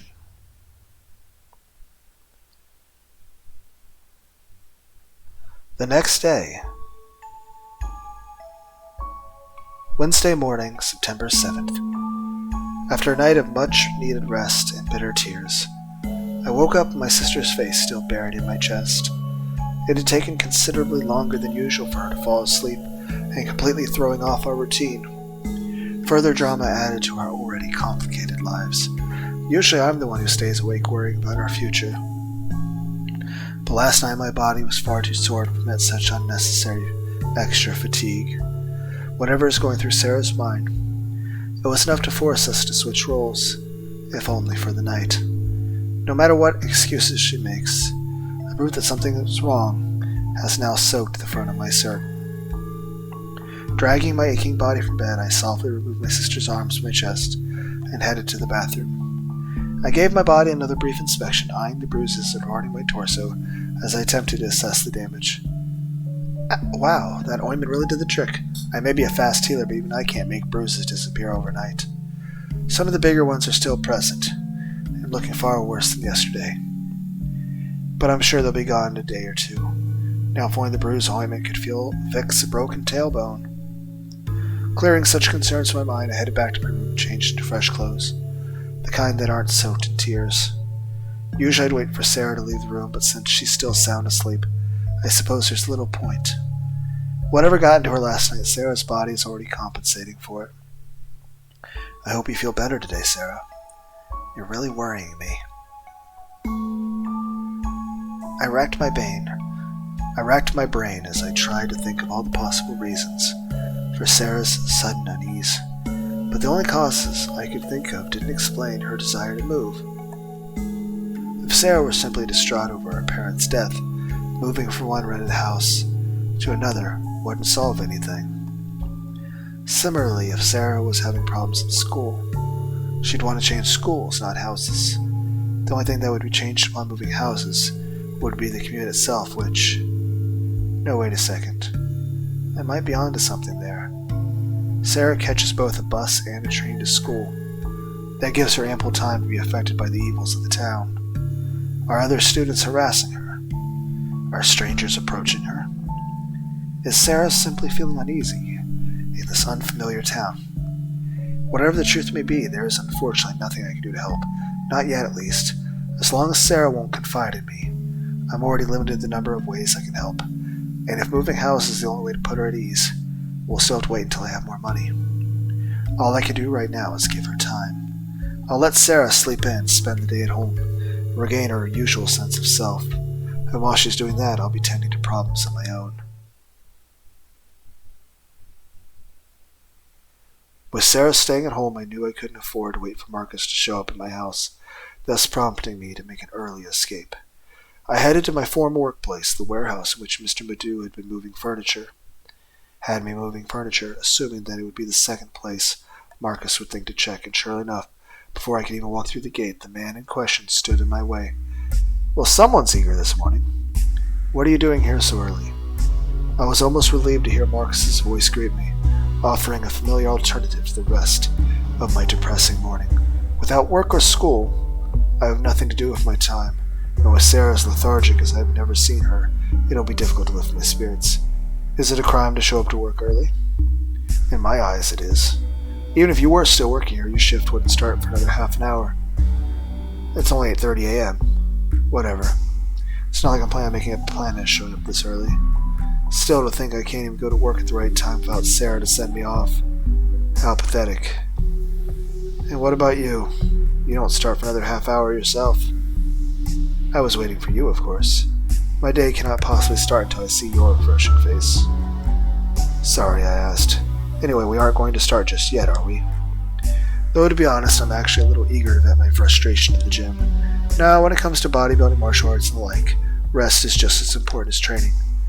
Even so, that doesn't mean you're free to do as you please. Before we get started on today's training, there are a few people I think you should meet. Leaving work as soon as I arrived, Marcus dragged me to a Chinese restaurant on the other side of town. Lee's Diner, a quiet place many districts away from my current home. Usually I'd put up a little more resistance, but without anything in my stomach, I'm not about to turn down a proper meal. We'll ride via public transport, taking our sweet time to get there. Apparently Marcus made his way to work on foot, leaving us without a car for the time being. But with the free breakfast on mine, I wasn't about to complain. Wasn't going to complain about a little walking. Upon entry, it quickly became obvious that we were the only patrons present. The only other humans present were 3 staff members, likely the Lee family. I took a seat and waited while my partner walked around the restaurant. Good morning. How can I help you today? Yo. That time already, huh? Well, let's get a move on. Suo closed the blinds and locked the door. Why would I? Just do it. Marcus proceeded into the next room, taking Mr. and Mrs. Lee with him. By the time I did as Marcus asked, the 3 of them were already out of earshot. Whatever they want to talk about, it's apparently private, even from me. Oh hell. Like I'm not going to listen in. The second I rose to my feet, a young girl blocked my path. No doubt the daughter of the couple escorting Marcus. She stood directly in front of me with her arms wide. Either she's desperate for a hug, or this girl doesn't want me to save my curiosity. Fine, I get it. No eavesdropping. I sat back down, suddenly less than inclined to listen in. I sat back down, alright. I'm not going to eavesdrop. What is this girl doing here anyway? It's the middle of the day. She should be at school, like all of the good girls and boys. Only useless bastards like me skip school so they can work. Shouldn't you be heading to school? School? Forget it. It's none of my business anyway. Before I could mull the question over any further, Marcus and the Lee couple returned from the next room. Sorry to keep you waiting. I know you're a busy man, you are. Unfortunately, it would appear that Mr. and Mrs. Lee don't understand just how swamped we are. Marcus's voice was laced with sarcasm. Beyond that, I could hear agitation in his voice. In fact, they've been so uncooperative that there's been a change of plans. A change of plans? I don't even know what the original plan was. Marcus moved toward the young girl I had been conversing with moments ago. She stared at him blankly, as she had been staring at me, and he returned her gaze with an angry glare. Marcus? What are you doing? Rather than answer me, Marcus grabbed the girl by the arm and calmly moved over to the counter. I really wanted to do this piece. Marcus? Buddy, what are you doing? That is... What?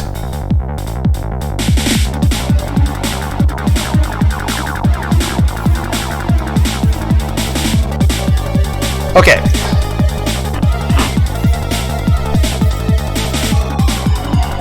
Why is my first instinct to say, hey, creator of game, you did a bad job at drawing a gun. That's not how guns look. The second Marcus reached the counter, he shifted his grip on the young girl, throwing his arm around her collar. From under the counter, he grabbed a pistol, aiming it toward the girl's temple without hesitation. I was trying to... I missed a thing. How do I look back at... I missed words. How do I... This? I'm so confused! I don't even understand why... Also, the art style changed. I mean, both are good, but still, what is happening? I was trying to do this by the book. I was trying to be nice. But since you freaking chinks... Okay! Don't understand how to negotiate, I guess I have no choice. I remained seated, shocked by the sudden call to action. Mr. and Mrs. Lee were in a similar situation, mobilized with fear, afraid to take a single step, lest their daughter pay the price in response. We all simply stared, Marcus, eyes wide open eyes wide open, without a clue about how he would do next, what he would do next. Now that I've got everyone's attention... Nay! Mrs. Lee suddenly shouted, interrupting Marcus mid-sentence. Please, why are you doing this to us? Just take what you want and leave. Marcus ignored their pleas, violently pushing his gun into May's temple the instant Miss Lee took a step forward. As I was saying... Suo, get over here and empty the cash register. robbing them? We're settling a debt. Now get moving. You know, if I ever come back here to eat a Chinese buffet, it's going to be very awkward. Like, hi!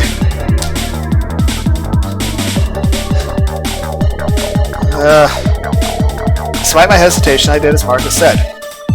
We're robbing the train! What?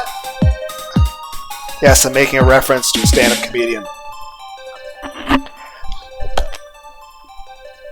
I pushed past the worried parents, crumpled on the floor, then made my way over to Marcus's side. I opened the cash register and placed the contents in a takeaway bag, taking the money as I did so. Marcus, there's less than $100 in here. Hardly worth committing harm to saw it over. I figured as much. The real money is in the back, am I right? Mr. Lee looked away as Marcus asked, real money? This restaurant is just a front for Mr. Lee's real business. In reality, Mr. Lee here is what you would call a money launderer. Unfortunately for him, he also has a nasty habit of gambling, and as it turns out, he fucking sucks at it. Now let's try this again. Did you? Oh my god! Dude! That... Marcus? Could you unshoot her? Is that a thing that we can do?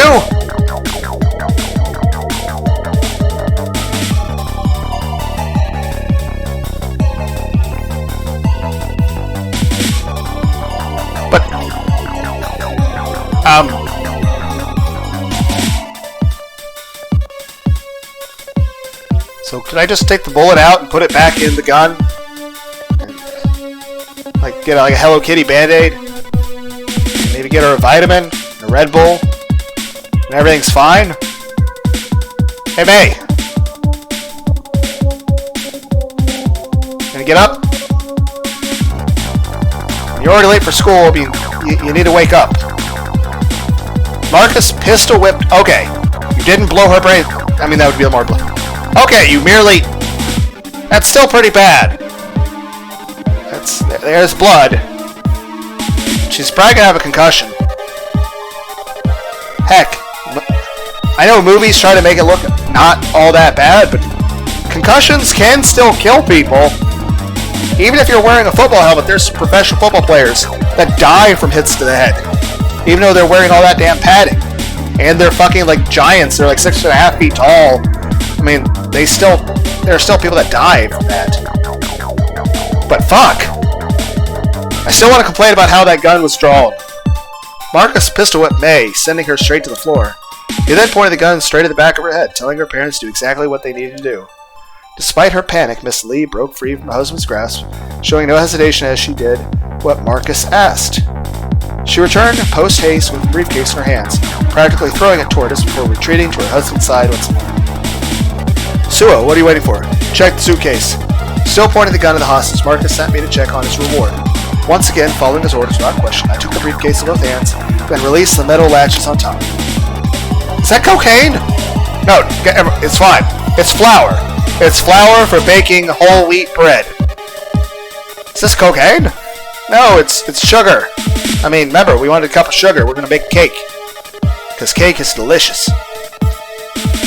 Ooh, triple dipping, are we? Gambling, money laundering, not cutting it? Suo, give it a... I don't know what cocaine tastes like! I assume it doesn't have a taste. What are you...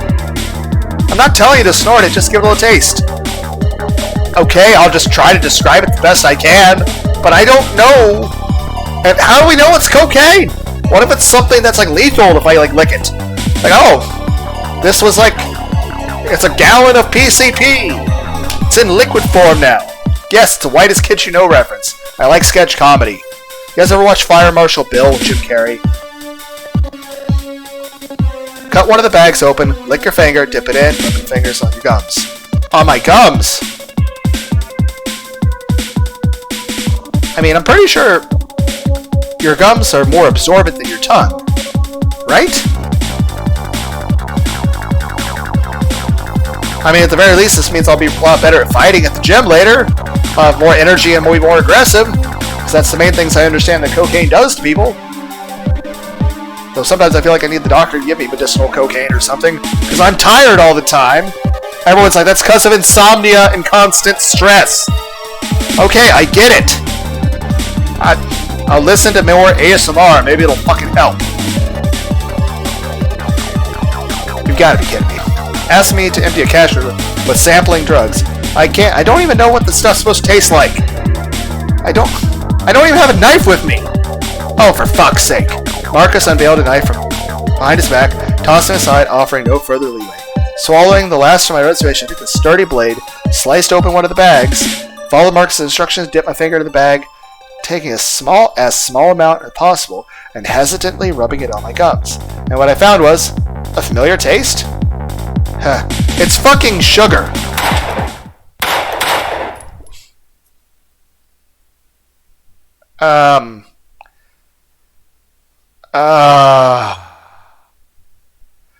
Okay. I get that obviously the briefcase was a decoy and it was meant to trick you and it was them lying to you.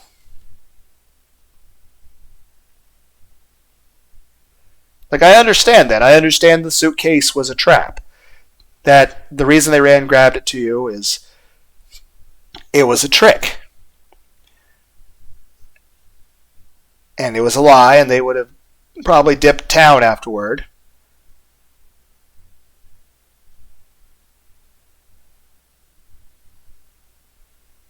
But I feel the triple execution was excessive.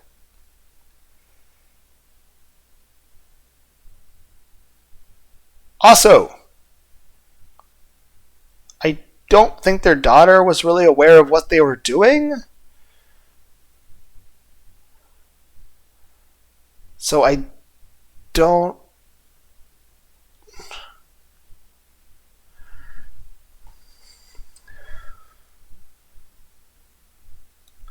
I mean, we could have still negotiated with them more.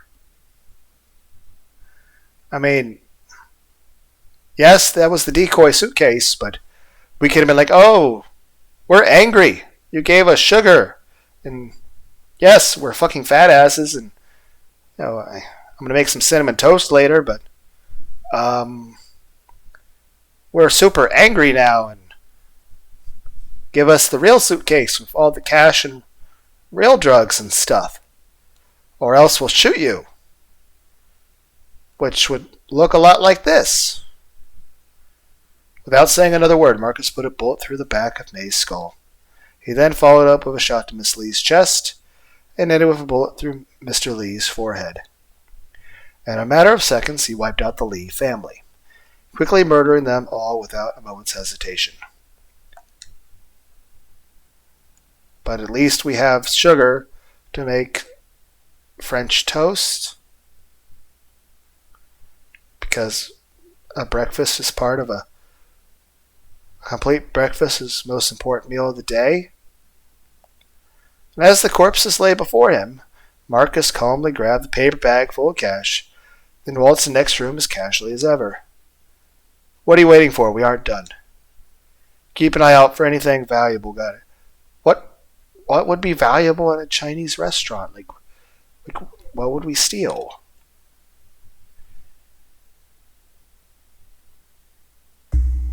After scrounging up whatever cash we could find within Lee's diner and ordering 3 corpse removals, Marcus took a seat on the opposite side of the room, gestured for me to do the same. Happy to move as far away from the late Lee family as possible, I grabbed a chair facing the opposite direction, choosing to glare at Marcus rather than glance over at the dead bodies by me. I mean, we could have negotiated more.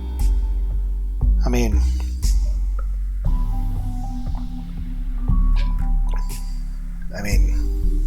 did we really have to kill them? Oi, don't look at me like that. It's part of my job, alright? It's part of your job to kill people for no damn reason? Oh, please, like you're one to talk. Besides, Now that my cover job with Mudao is gone, thanks to a certain someone, I'll be doing a lot more of this from now on. Cover job? What are you talking about? You didn't think I was working with you because I like moving furniture, do you? I was working for Mudao to explain my suspiciously high income. My real job is far more dubious. No, I already gathered that much. What I mean is, what is your real job? What kind of job means killing people like that? Well, do you remember Karasu, the man I told you about in the underground stadium? I work for one of his underlings collecting gambling debts, many of which are accumulated in that very stadium. So Marcus is already working for that man, huh? No wonder he knew so much about the stadium and had keys to the side entrance. That still doesn't explain why you had to kill those three. Why are you getting so hung up on a couple of corpses? Well,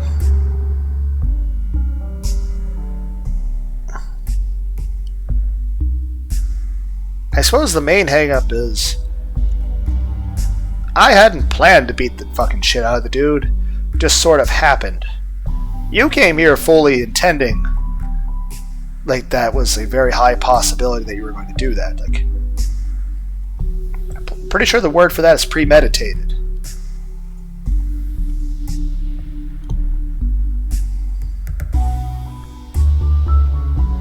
So that's probably my unease on that. Mr. Lee not only failed to pay his debt, he also started dealing drugs on the side, obviously without Karasu's permission. How would... But it was sugar. Does he have actual cocaine? I mean, did he really deal drugs? That kind of deception cannot be tolerated. He needed to be made an example out of.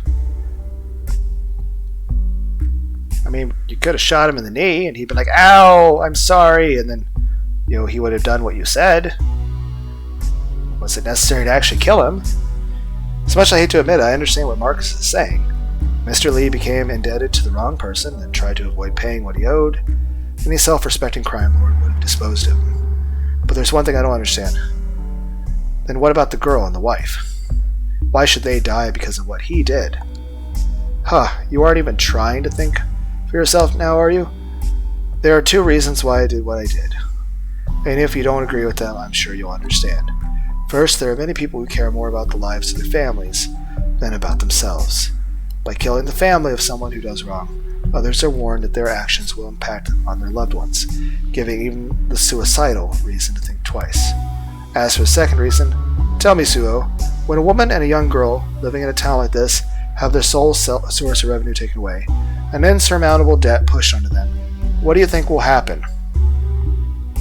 Well, I wasn't saying kill the dudes so they took on the debt. I was saying...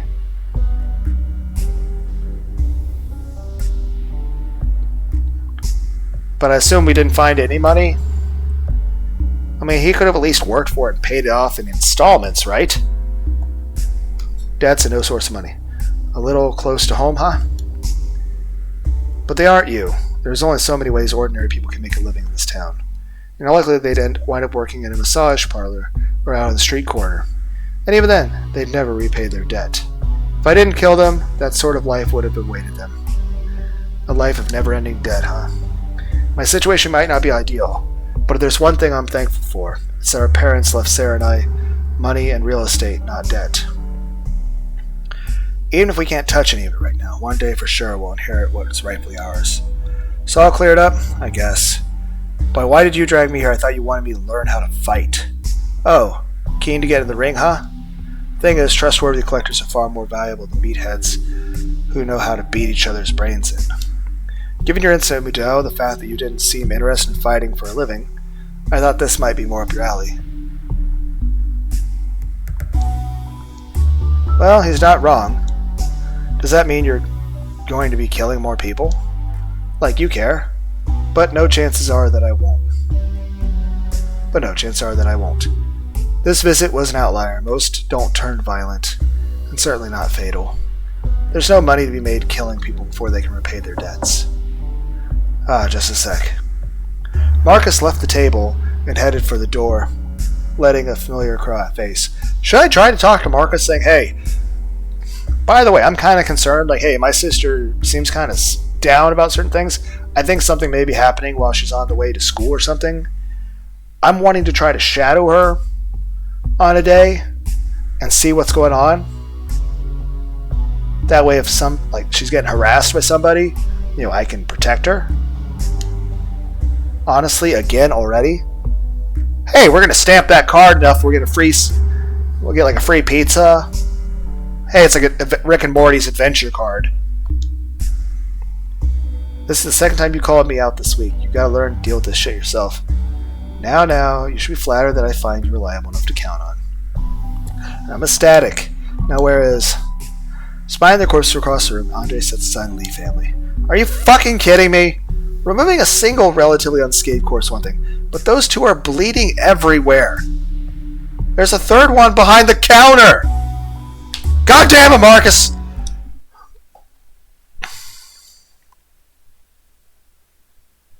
Leaving Andre to clean up his mess, Marcus and I spent the next few hours moving from district to district, performing collections at various locations. True to his promise, Marcus didn't kill anyone else, and although he did rough up a few people, I couldn't complain. Though I attempted to convince myself otherwise, the fact is that I have no problem with violence, or even with killing, when it comes down to it. Despite my complaints, when things did turn violent during our last stop, I ultimately stepped in to help Marcus, allowing myself to do what I'd previously chastised him for doing. Even if I didn't kill anyone, the fact of the matter is, I'm really not a very moral person. After parting ways with Marcus, I headed straight home, making sure to return before my sister.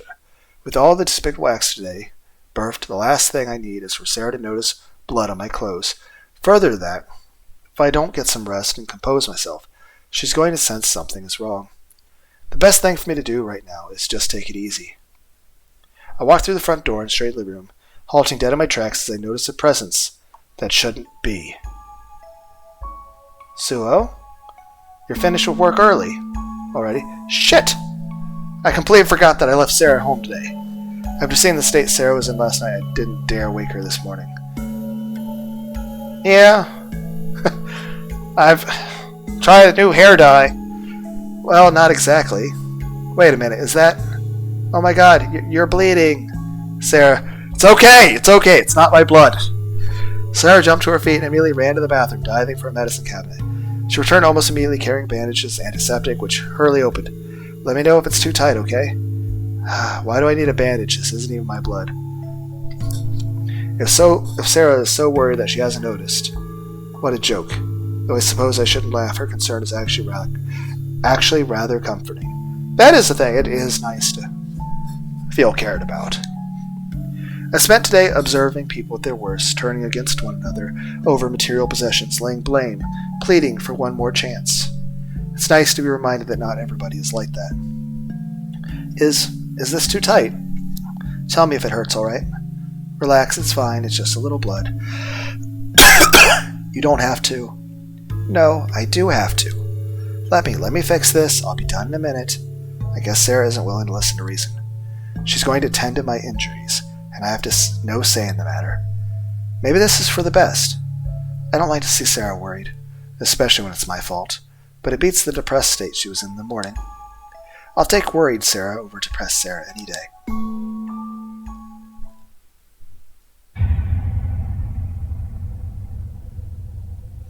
Vigilante.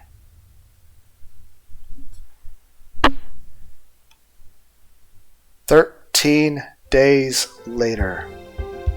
Tuesday morning, September 20th.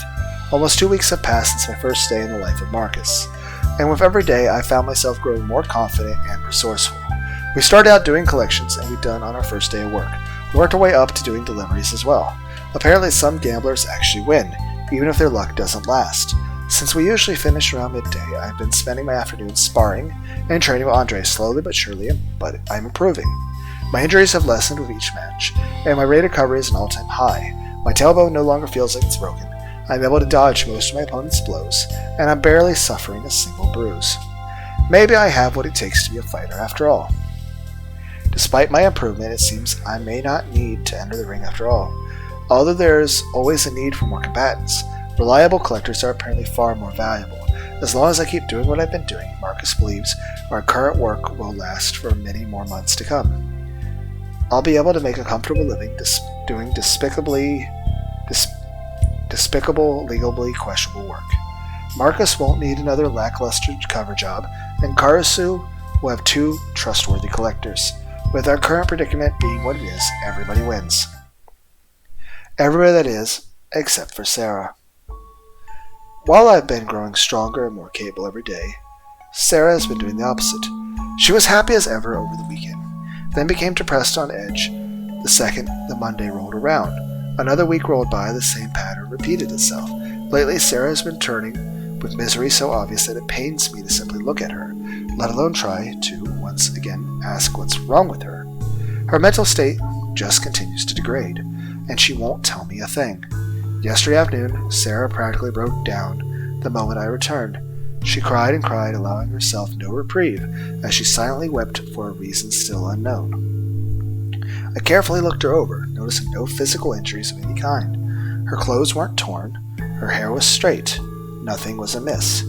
All I could do was offer Sarah's shoulder to cry on, as I attempted to console her, holding her tight until I was on the verge of tears myself. I don't know what's worse, saying the only loved one I have left in such a state, or feeling powerless to do a thing about it. This morning, the day after her most recent and grandiose episode, Sarah's gradual return to the world of living brought with her a fresh attitude and renewed spirit. She quickly wiped her eyes and nose and changed into her school uniform and began making breakfast. Whatever happened yesterday, it was nothing a good night's rest couldn't help rectify. Proceeding with our usual morning routine, Sarah brushed off any and all questions I threw at her.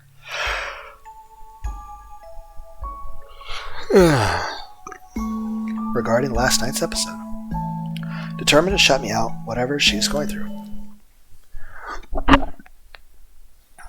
But I won't let her. Following Sarah's usual departure, I quickly changed to a hooded jacket that I purchased on my way home from work.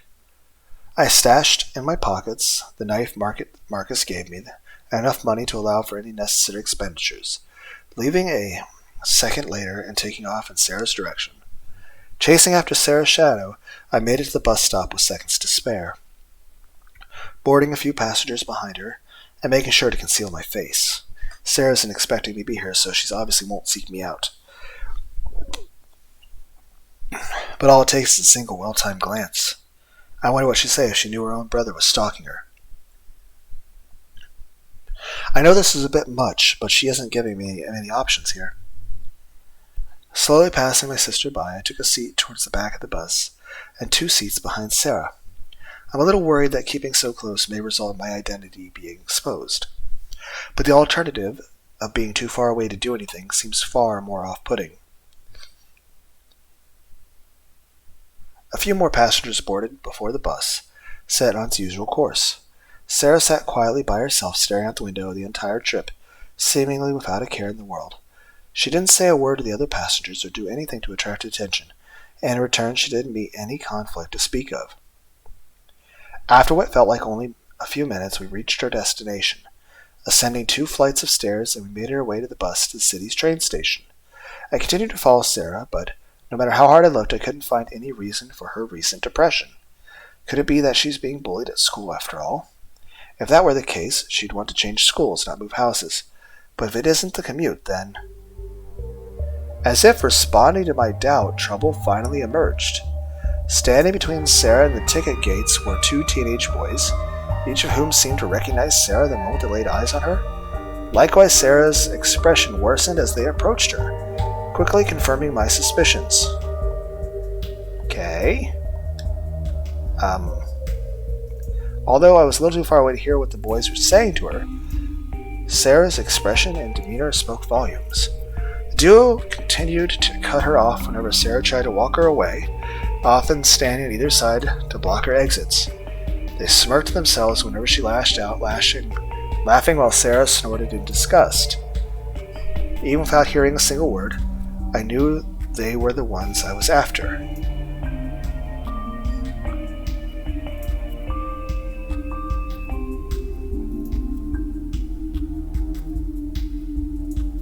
Once our train arrived, the two boys followed Sarah into the chosen carriage. They allowed only a few feet between themselves and Sarah at any point, following close behind as she tried to distance herself from them. Hey, slow down, what's the rush? Yeah, don't you want to sit with us?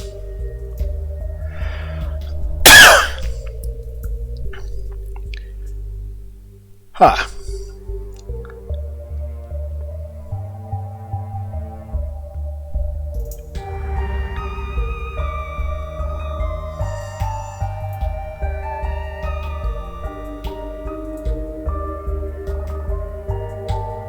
Situations like this that makes a pacifist want to be very much a...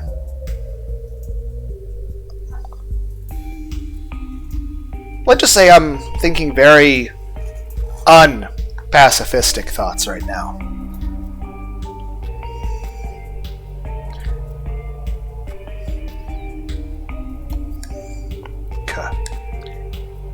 Hey, keep it down, you two.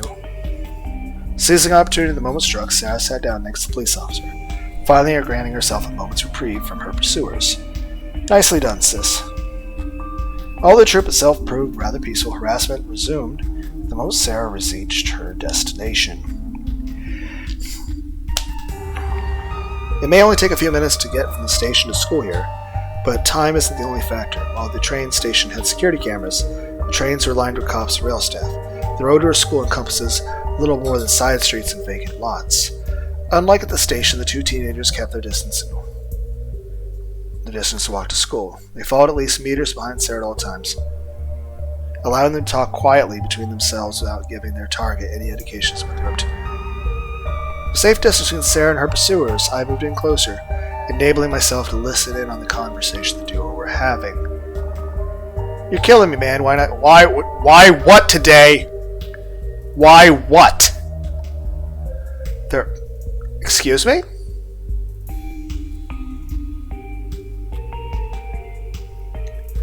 There aren't that many people around. Just be patient, her time will come. We have to wait until she's alone, you know?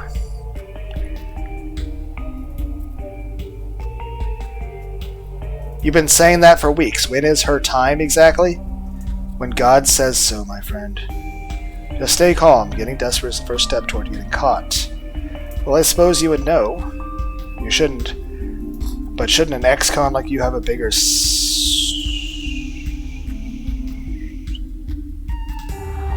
Are you fucking kidding me?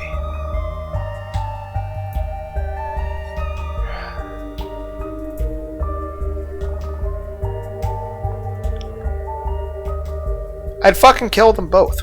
I would.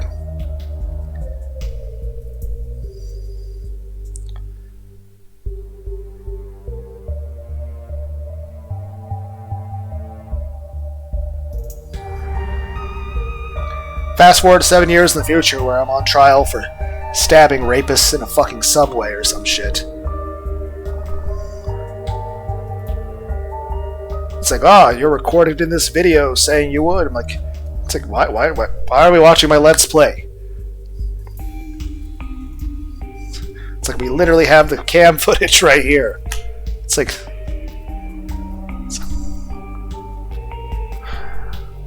It's like, sir... It's like, why did you stab him 47 times? It would have been 68, but the damn knife broke in his spine.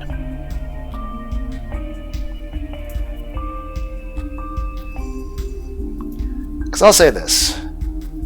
I'm a pacifist. I've only ever hurt anyone in self-defense. Or in defense of another.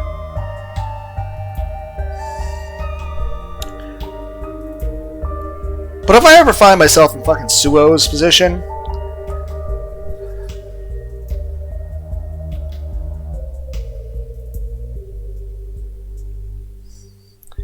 I feel like the temptation to stab both these bastards would be a little bit too strong.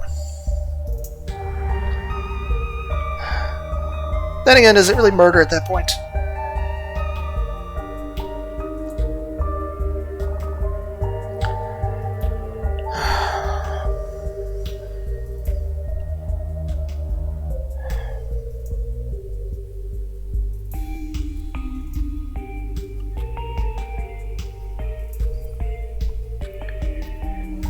water.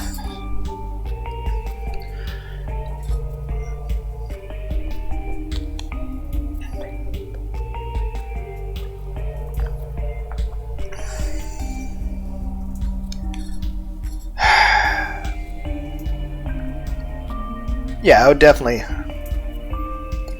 fucking stab these guys.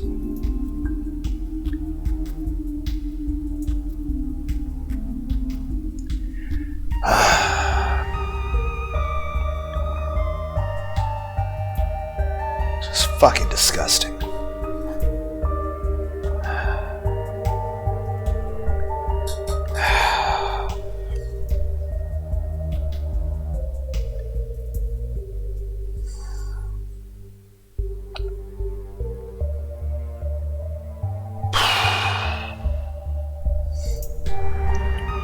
But shouldn't an ex-con like you have a bigger sex drive? Why does it feel like I'm the only one into it today? You're just too focused on that silver girl. You need to diversify your palate. Taste a couple of the other... How fucking many?!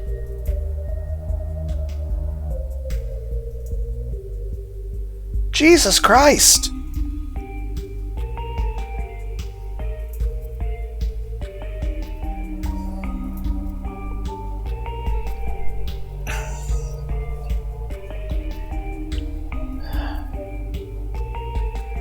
Just disclaimer, I do not advocate anyone out there do anything violent to anybody. Then again, I feel rapists aren't people, and I feel like I'd want to murder these guys. Right now, they're not people, they deserve to die.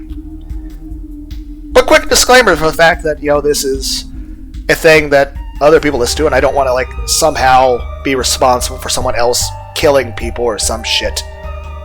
I strongly advise no one out there hurt anybody ever, unless, you make that decision entirely on your own and has nothing to do with me.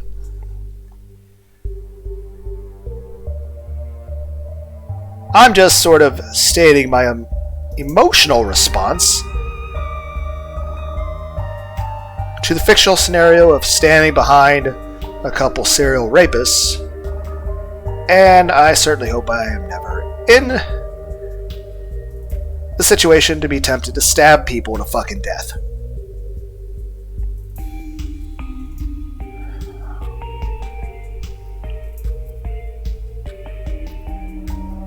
But yeah, quick disclaimer, PSA sort of thing.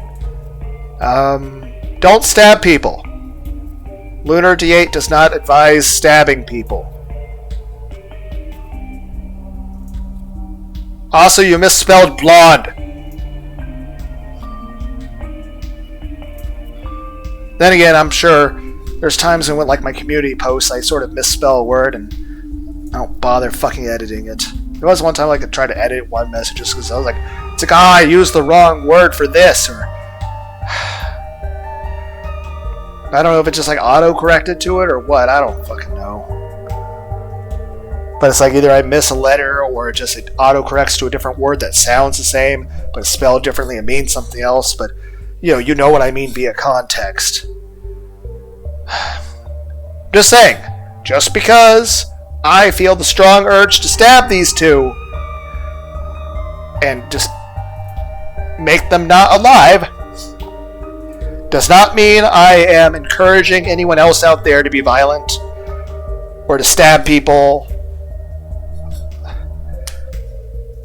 I just feel kind of angry at what I just heard, and I want to stab them.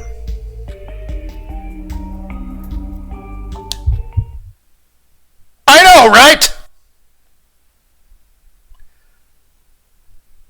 I'm just a dude looking at a fucking computer screen at fucking cartoon graphics, and I feel the fucking same. As I listened to what the two were discussing, I could feel a familiar surge from the bottom of my stomach. I clenched my fists so tight I could feel my own pulse, utilizing every fiber of self-control at my disposal in order to keep my fists by my side. I know I need to remain calm, but my blood is already boiling. The mere thought of what they're alluding to is driving me absolutely livid. Alluding! That was full-on fucking confession. They literally said they've been raping women, and they are planning to rape our sister.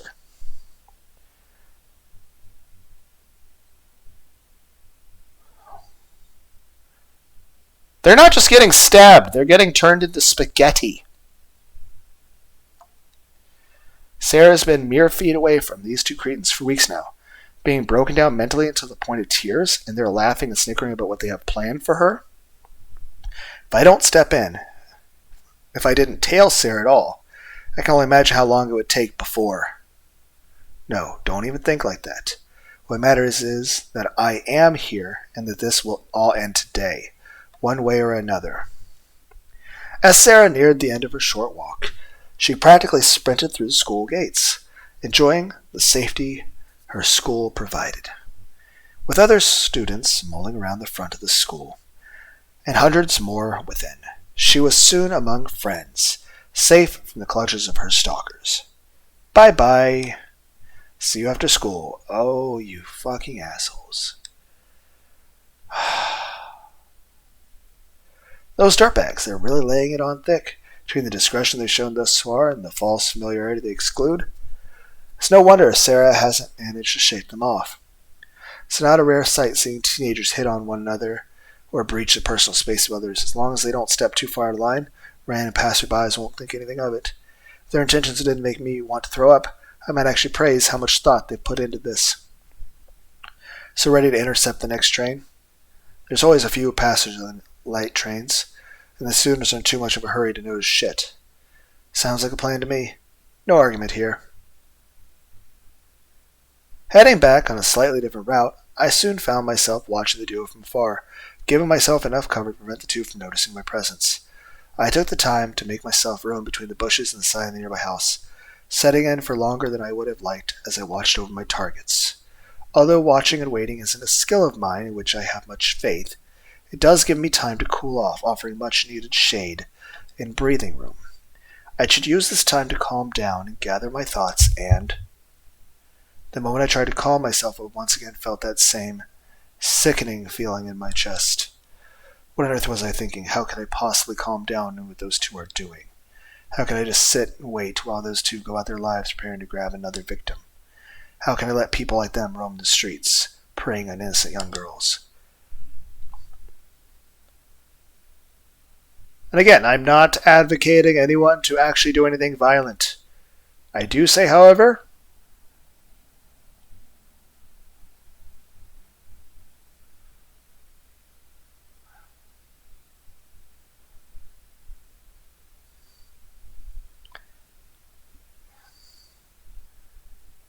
I'm trying to think of a word that would describe how much I understand and generally think of it as a good thing. But at the same time, I want to avoid saying anything that sounds like I'm advocating for anyone to actually become, Batman. But, like the Batman who stabs people. I'm also Batman, but I'm a different kind of Batman. Apparently the Batman who laughs is already taken. I'm the Batman who falls off bicycles. I have a terrible sense of balance. I can't ride a bicycle without falling over. So, I'm the Batman who falls off bicycles. Just saying, if there's a person who's the Batman who stabs people, particularly like rapists and shit, I'm not saying you have my blessing.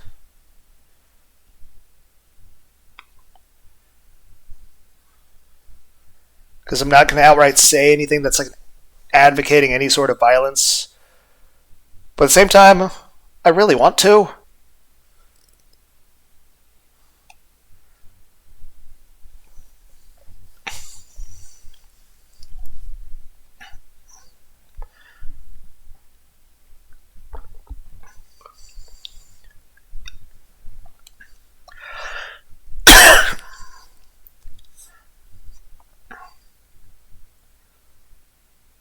I really, really want to give my blessing to the Batman who stabs rapists. But I don't want to advocate anyone doing violence.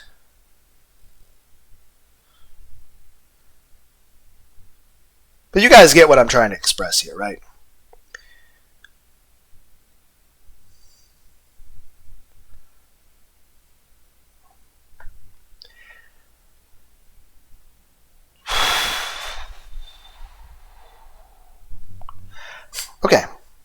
scum like that don't deserve to live, much less breathe the same air as my sister. They could both die tomorrow and the world will be a better place. Better yet, they could die today. 10 minutes agony later, another train came, carrying with it several unsuspecting targets. Even from my post shrouded in foliage,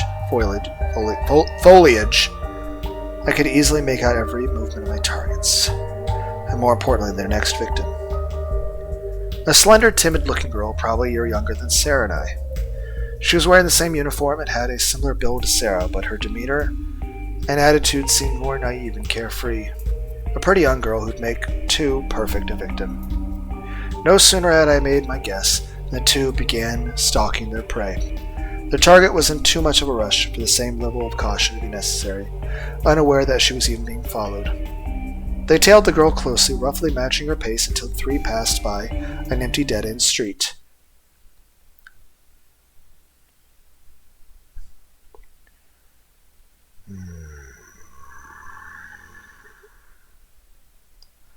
Just silently screaming at the moment. Now...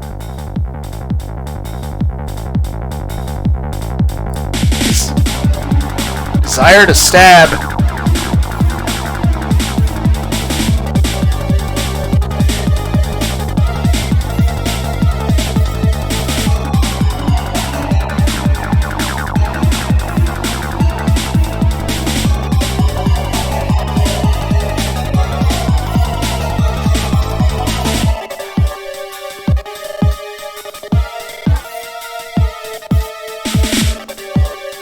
You know, I was expecting a story about cannibalism.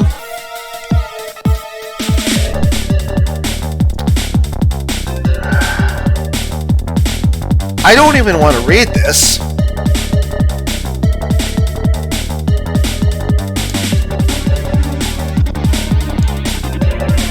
One teen covered the girl's mouth with cloth he had been concealing in his pocket while the other grabbed her.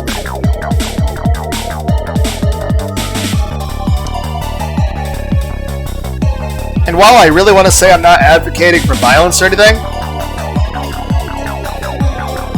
I'm totally fucking stabbing these two. I'm ever in this fucking situation in real life, I'm fucking stabbing them. I have the knife for Marcus. I'm fucking stabbing them. Jesus Christ. Oh. Advantage of her shock, the duo immediately carried her toward the empty street, picking the house in the corner they presumably knew to be empty ahead of time. The girl was scared stiff, but once the initial shock wore off, she began flailing wildly. Hey, you picked a feisty one today.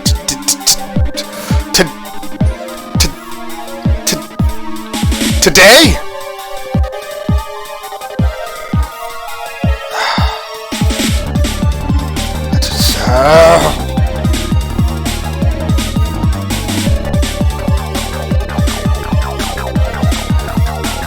These are not people. These are not human beings. There's not a single vowel anywhere in any of those words. That wall has a hole in it. Why is there a fucking keg there? Or is that just a giant can of Pepsi? I followed the three as inconspicuously as I could. Utilizing neighbors' yards instead of risking being seen on the side of the road. Climbing up the fence of the house in question, I leaned across and grabbed onto the railing of the house's back veranda and pulled myself into the dilapidated building. And quietly entering from the back, I slowly walked from room to room, watching my back every step of the way. Tiptoeing, I remained vigilant, not to make a sound, proceeding with caution until I found my own targets.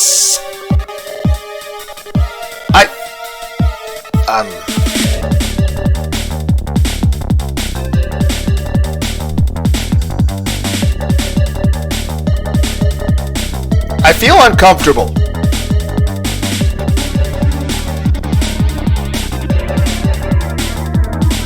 I'm not reading that. Yeah, this is... No, I was here for the wholesome story about cannibalism. And I didn't sign up for this. By the time I found the duo, one was already holding the girl down, sitting on her stomach and pinning both her arms down with his own. His weight appeared to be much more than enough to straighten the girl, making the job easier than he dared hope. In her mouth was the same cloth they had gagged her now kept in place when using duct tape. Oh, right. I'm not. It's just. That's. Well, the first teen prevented their prey from escaping. The other emerged to the next room, bringing with him a video camera and a stack of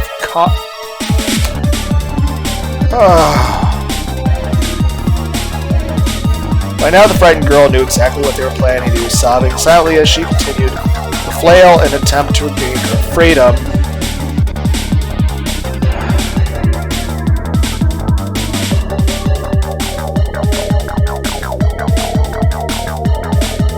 Yeah, they don't deserve to live. Again, I'm not advocating violence, but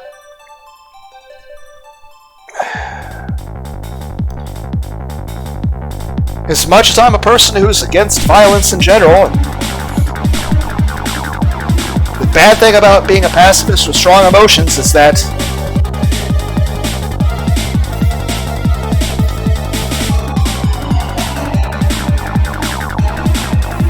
a situation like this would definitely... I'm going to fucking stab them. I'm going to kill these two bastards.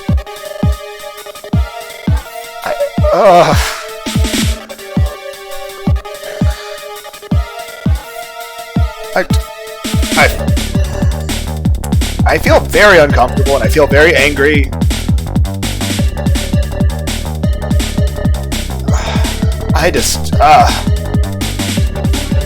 We all know I'm gonna stab them, right? We all know in the game. But in real life, this situation never occurs. I'm fucking stabbing people. While the dominant member of the duo set his tripod and camcorder slowly edged away to the next room, removing my pocket the knife I intended using as a last resort. Biding my time and slowing my breathing, I tried to get a hold of my nerves, clutching the blade as tightly as I neared the dominant young man. Despite my on-the-job training over the last few weeks, I found myself shaking in both fear and anticipation, afraid to use the blade in my hand and yet compelled to put the two criminals in their place. That's... Okay, let's be clear. What's happening right now is much worse than anything we've seen so far in this game. The other things, yes, criminal behavior. This is far worse than that. This is far worse than criminal. This is fucking disgusting. I can see myself attacking them, beating the two into submission, making them pay for victimizing a young girl like this. But when it came to actually using the knife, we're gonna have to.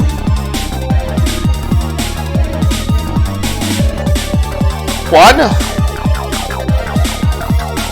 they deserve to get stabbed. Two,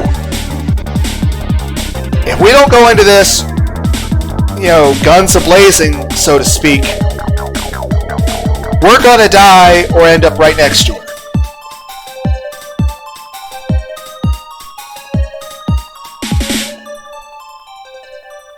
So, it's literally going to be kill or be killed in this situation. I froze. Throughout the many violent encounters I had started and ended over the years, not once had I used a weapon. I'd never done something as cowardly as sneaking up on someone. I don't think cowardly counts, or... Here's the thing. There's a difference between, you showed up to a fight and you pulled out a gun with somebody that's just having a fist fight with you. Yes, that's cowardly. But I'll tell you this. If you sneak up behind somebody with a fucking gun that's fucking raping somebody, there's nothing cowardly about that. Again, I'm not advocating violence.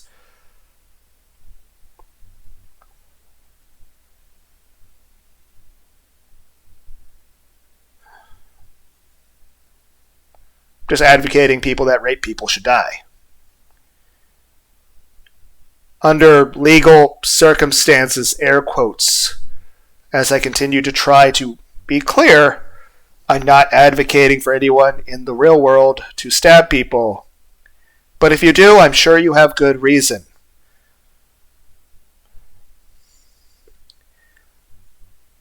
But yeah, that's definitely not cowardly in this circumstance. Yeah, no, this is not a good analogy. Bringing a knife to a fist fight doesn't, yes, if you show up to someone who's planning to fight you fist to fist and you show up a knife, yes, it's cowardly. But if you're witnessing someone committing a unspeakable act on an innocent person, you could pull out a fucking .50 caliber rifle and it's still fair. It's still honorable. Again, Lunar D8 does not advocate violence. But I want to. Even when I killed my previous boss, Mr. Bao, I had done so with my bare hands. Killing him by accident as things got out of control. So I tried to use the blade of my hand to attack the scum from me, to give them what they had coming. I realized that.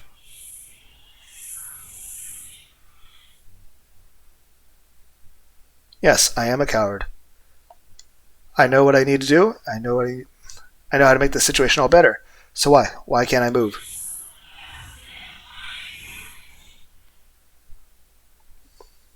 I don't know if my subconscious is trying to help or if it's just a dick.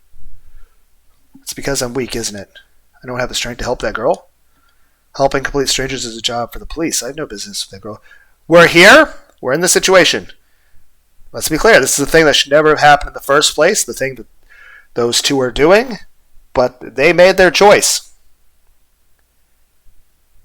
They are forcing themselves on an innocent person against their will. And then probably going to kill them afterward. Both things are terrible. And unforgivable.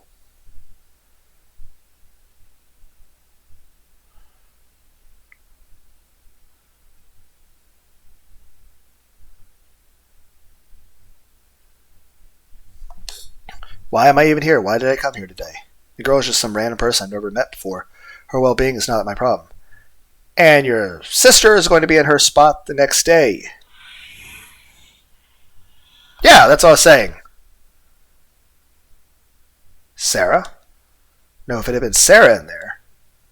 If that had been Sarah, it's going to be. I mean, they've been planning it. The heck, they were thinking about doing it today, but they was like, yeah, wait.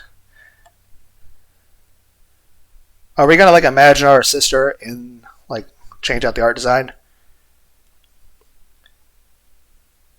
Is Lunar D8 just looking at the picture to find something to bitch about? It's like when they drew the gun, I'm like, that's not how you draw a gun.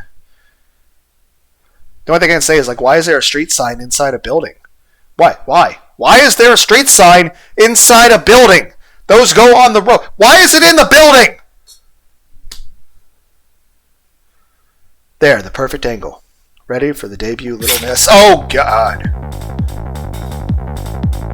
I was expecting them to change an image of the woman on the ground to look like Sarah, and then I wasn't expecting immediate to stab.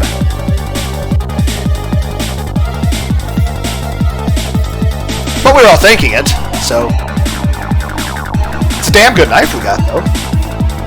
Interrupt mid-sentence, the teen's eyes shot wide open with pain, and like anything he felt before permeated through his body. Protruding from his chest was the tip of the knife. Taking with it bone and cartilage from his spine. Before he could so much as wipe off the blood dripping from his mouth, the teen's legs buckled and forced him to the floor, refusing to move no matter how much he willed them to so. What? What the fuck? With the first youth disposed of, I swiftly embraced his partner, grabbing the teen by the throat and dragging him off the petrified girl beneath. Alerted my presence by his partner's groans, the second target tried to fight back, nailing one of the remaining bruises on my stomach with his first shot towards it. But with the adrenaline and anger fueling my every action, the pain didn't even register. I removed my hand from his throat and gripped him by the hair, exposing his throat for the obvious next step. Gagak! The moment my hand left his throat, the knife took its place. I cut quickly and deeply, paying no heed to the blood spraying off my hand.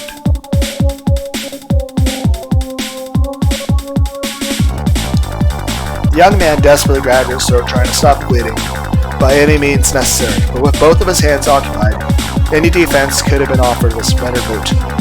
Seizing the opportunity, I focused on the back of my prey's neck, and at last, it was over.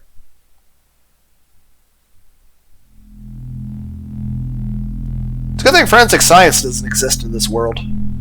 As my second victim fell to the floor in a bloody heap, I slowly walked away, careful not to step in his pooling remains. But as I looked down at my hands, a familiar feeling of shock and horror set in, driving me to an unwelcome realization. It happened again. I had been overwhelmed by bloodlust a moment ago.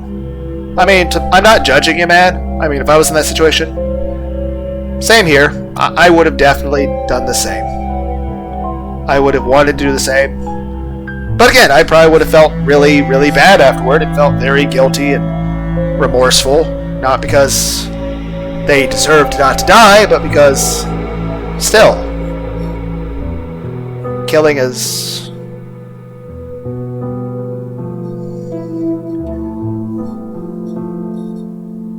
something best avoided. But a situation like this, I think I'd understand. Again, I'm not advocating violence or killing.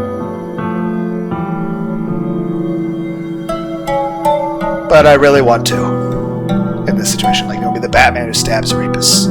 That's... Again, Lunar Day does not condone or promote or advocate violence. But I really want to. I had been overwhelmed by bloodlust a moment ago. Did you say bloodlust? Fuck you. I had been overwhelmed by bloodlust a moment ago. But the second my prey hit the floor, I realized what I had done. My hands shook and I could hear my ragged breathing. Before me was a corpse, a deceased human being. Nope, they deserved it, though. Again, Lunar Day does not advocate killing people. But had I been in that situation, I definitely would have. A human being I had killed. Just like Madao, I lost myself in the moment, forgetting all about the situation at hand. I'm thinking only about my target. No, this is much worse. Mr. Zaxai slammed his head against the table during our fight, never intended to actually kill him. This time, I knew exactly what I was doing. I knew, and yet yeah, we're gonna have to fucking untie her. How am I gonna remove the duct tape without hurting her? If I use the knife, it's gonna actually cut into her skin a little bit, but the duct tape's coming. Do I even have fingernails? Like, and hers are covered. I can't ask her to help. I might have to be extremely careful, but right now my arms are shaking too much. So how am I supposed to cut her out of the duct tape without accidentally hurting her? Okay, take a moment to calm, and then we'll just sort of slowly try to work with it. I mean, if I at least get one of her hands off, she can actually, remove the rest of the duct tape from her fingernails. Okay. As I stared at the bloody hands, I noticed a subtle movement out of the corner of my eye. The girl I had sought to save had her back against the wall, no doubt in shock and terrified. Understandable reaction by everything that had happened since she alighted from the train. She looked at me with unbridled fear in her eyes, a view I repaid with a calm smile. Looking at the frightened girl, I remembered where I was and why I had gone to such extremes. I didn't set out to kill anybody today. I came here to protect Sarah, to protect girls like this one from those fiends. My methods may have been contemptible, but even so, I had my reasons. Again, I don't advocate violence, but had I been in Sulo's position, I would have done the same. And I'm certainly not condemning anyone else who's in that same position to save people. But of course, I'm not going to publicly advocate for people to do violent things, because I'm not supposed to.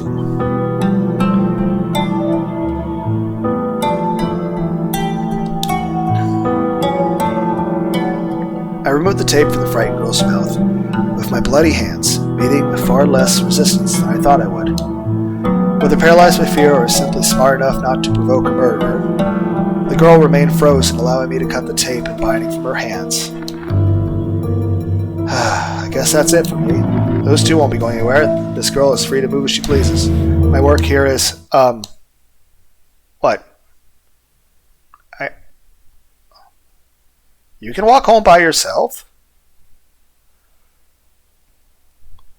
Just as I turned to leave, I felt my leg snag on something. When I spun around, I found the arm of the girl I just helped, tightly clinging to my pants. Her gaze was locked on my own pupils, no longer showing the fear I had witnessed moments ago. I mean, you didn't twist your ankle or anything, did you? It'll be okay. I mean, you're not too far from the train where, this happened, and everyone who was going to hurt you is dead now, so you're safe. Suppose that's for the best. If she's loose enough to differentiate between friend and foe, then I should be able to leave her without worrying. I removed the girl's arm from my leg, then turned once again to walk away. Yeah, I mean, she's not going to be passed out there. I mean, it's not like she lost any blood, so she should be able to walk back to the train okay. Because, I mean, there would be a concern if there was a concern that she was going to faint or something. I mean, being passed out for that long, especially in a building like that, I mean, she could get pneumonia. And pneumonia is bad. But she's fully awake. I don't think she twisted an ankle. She's not that far from the train. She's fine to walk on her own. Emptying the contents of my stomach into the bathroom sink, I washed my mouth out for the nth time as I tried to clean myself off. For all my efforts, the sink now reeks of bile and stomach acid. Bile has a terrible taste, by the way. I don't know. Granted, it's been a few years since I've had to taste bile. But I'll tell you this. As nasty and as gross as normal vomit is, regardless of what you've eaten, I'll say this, usually the times you eat high fatty meat foods, usually that's the time which the vomit tastes the worst. I'll say, and granted I've also had to vomit up metal and powdered chemicals and stuff from jobs I've done, but even then that really wasn't bad. That's more so a coppery blood-like taste. But I'll say bile is not a good taste.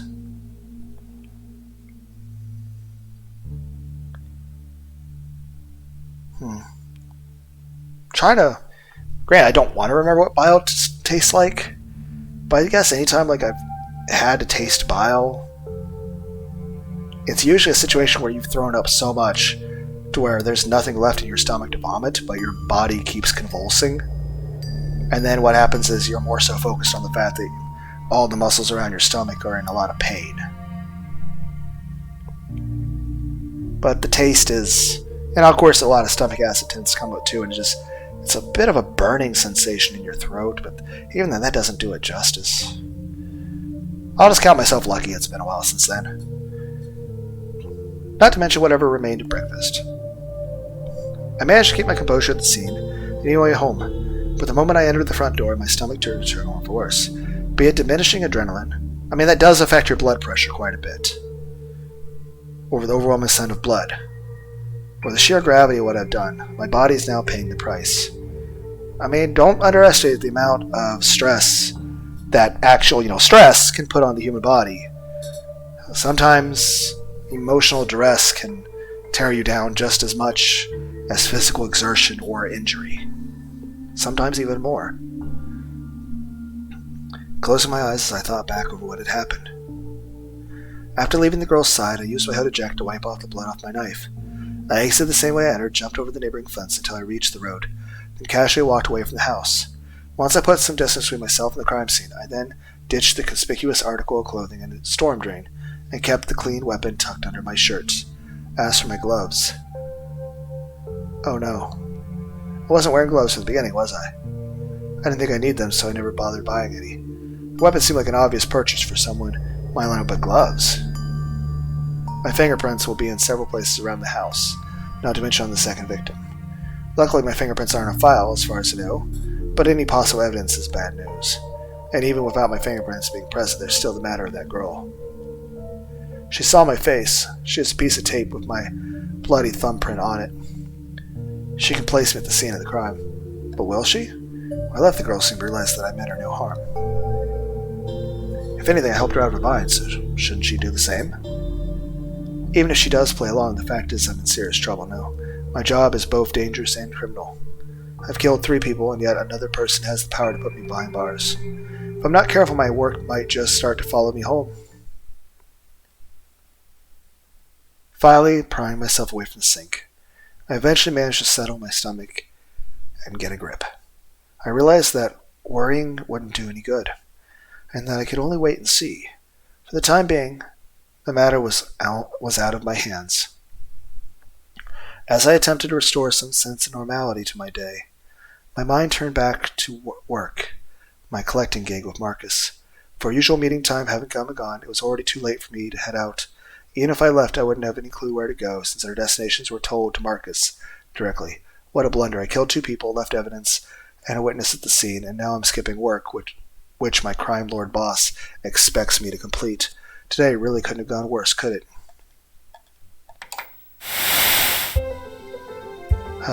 Oh well. No use worrying about it now. Marcus wants me, he knows where to find me. Right now I just need to take it easy. I'll relax on the couch, watch some television, and do my best to escape from this awful reality I seem to be living. Clutching remote control hand, I began flipping through the channels until I found one playing cartoons. Ed, Edd n Eddy! But I love chickens, Eddie! We know Ed. Currently playing was a kids program aimed at children 8 and under, suitable for all ages. Now this is what I'm talking about. What better way is there to escape from bloodshed taking over my life?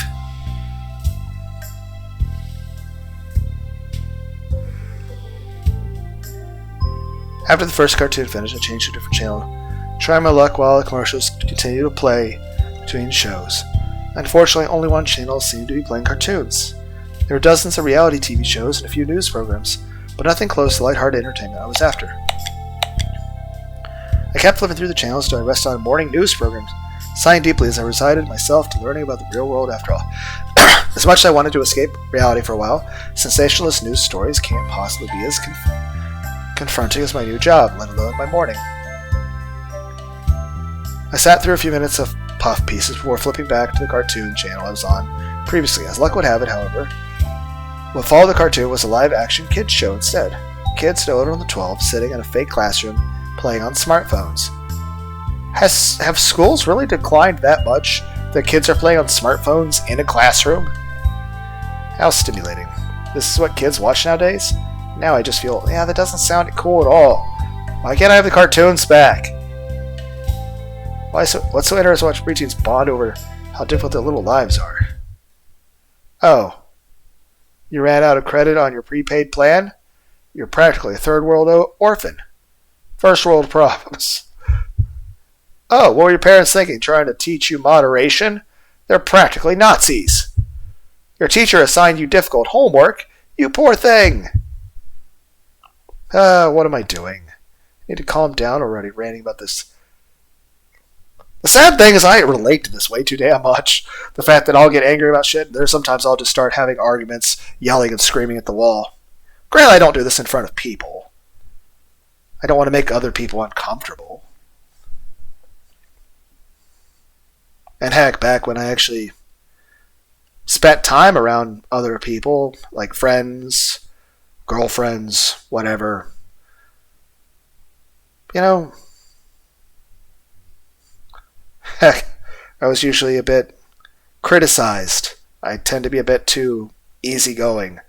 Hell, I had one girlfriend who thought it was weird that, she was sick. And I wanted to come over, and, I brought 7-Up and crackers and soup, and I wanted to take care of her. Or, usually anytime I hang with my friends, it's just like, I'm always calm, and I'm always friendly and overly polite, but that's just because, well, in general, I like being polite to people. I don't like being aggressive. I don't like yelling or fighting or arguments. I just like being relaxed and hanging out with people I care about.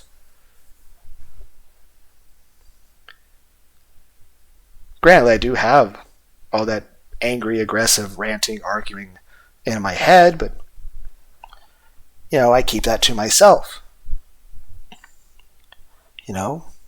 I mean, when I'm hanging out with friends or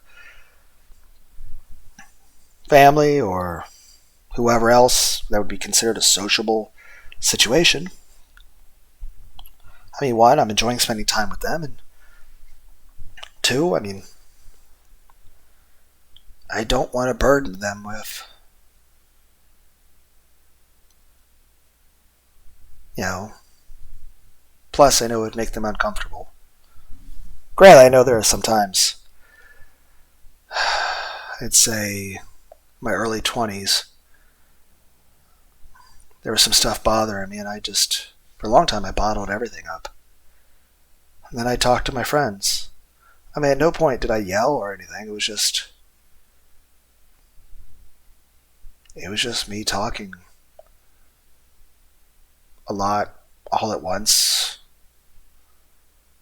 softly and quietly, but also struggling not to cry.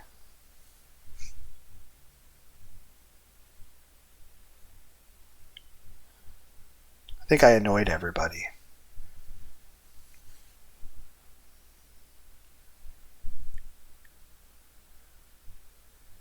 But main point is, at least that was still me being calm and non-aggressive. In general, I don't express that in front of people. One, in general, especially places like job and works and all that stuff, it wouldn't be socially acceptable and also wouldn't be good for keeping a job. I mean, heck, when it comes to most factory jobs or retail jobs or restaurant jobs or corporate office jobs, you're required to be passive in order to keep your job. Being overly aggressive is probably the first and easiest way to wind up getting yourself fucking shit canned.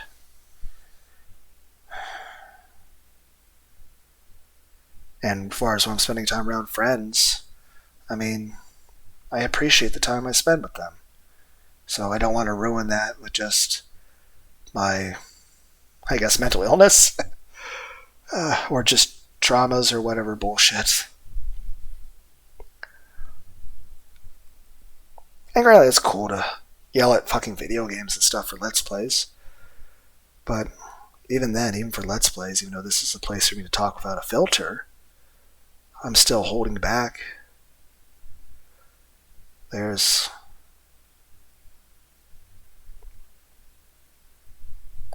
whether it be community posts or videos, there's stuff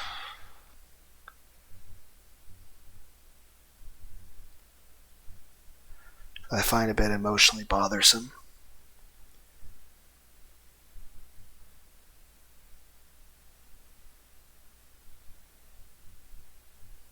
But I'm just saying I can understand. I mean, granted, it's not like it's anything new. I've always talked to myself to a degree. I guess, I've always had a bit of situations where I wasn't really having enough other people around. So, it's just more so a reaction of I get lonely a lot. Plus, even if I had somebody to talk to, could I really trust them with talking about my full-on how I feel about things? Besides, I don't want to try to pressure anyone or make them feel uncomfortable. Or hell, I don't want to.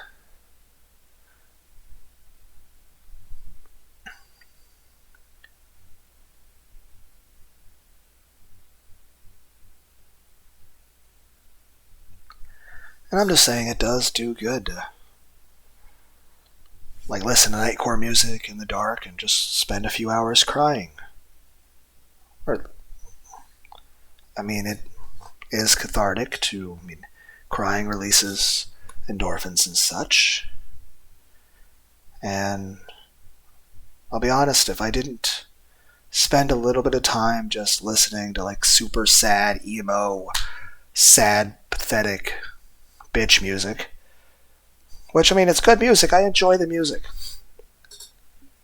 But if I didn't spend at least a little bit of time every day just sort of, laying in the dark listening to nightcore music, crying my eyes out, that stuff builds up. And it would not be very productive or socially acceptable for me to just sort of collapse in the middle of public or at work or while driving or at a mall or something and just sit on the ground crying my eyes out in public. That would not be... Nobody would give a shit. Hell, if there was anybody around in any situation, they would all basically treat me like shit for it and talk down to me and laugh at me. Just saying this. As pathetic as it sounds, spending a little bit of time just in the dark listening to music in front of a fan laying down, it helps me function day to day. It helps to keep me from ceasing to function. It helps me to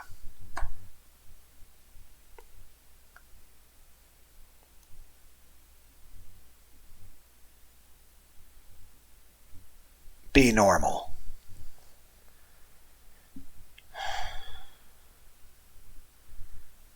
And like I said, I really can't complain about the situation about my son. I mean, he's good, he's happy where he is, and I still do as much as I can to be involved in his life and be a positive influence.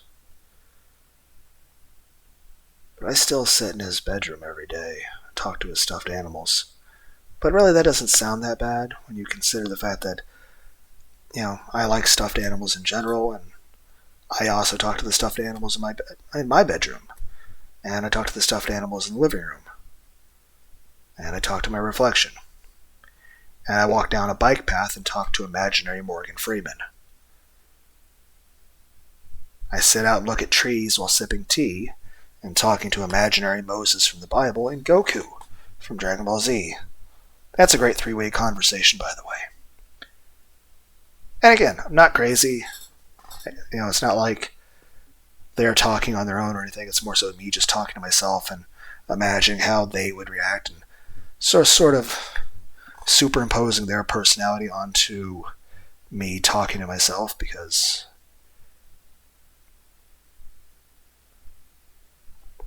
I don't know, even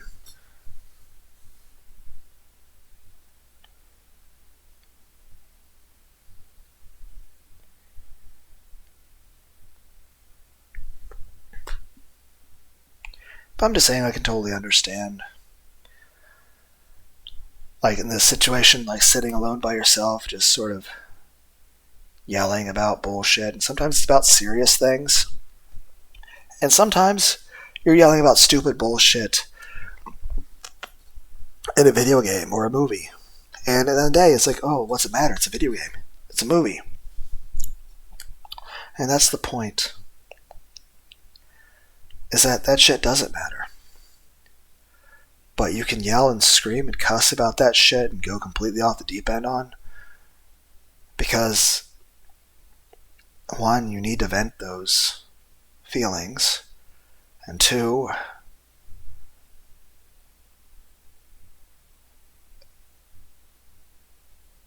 yelling those feelings at that stuff, that's basically comical in comparison to the stuff that's serious. It not only lets you express that anger and frustration, but it allows you to do it in a way that allows you to feel safer, more removed from the situations and circumstances that are what really trouble you.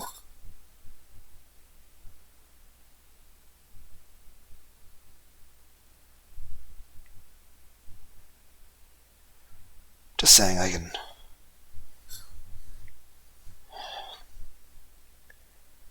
relate to a lot of things too well. I need to calm down already.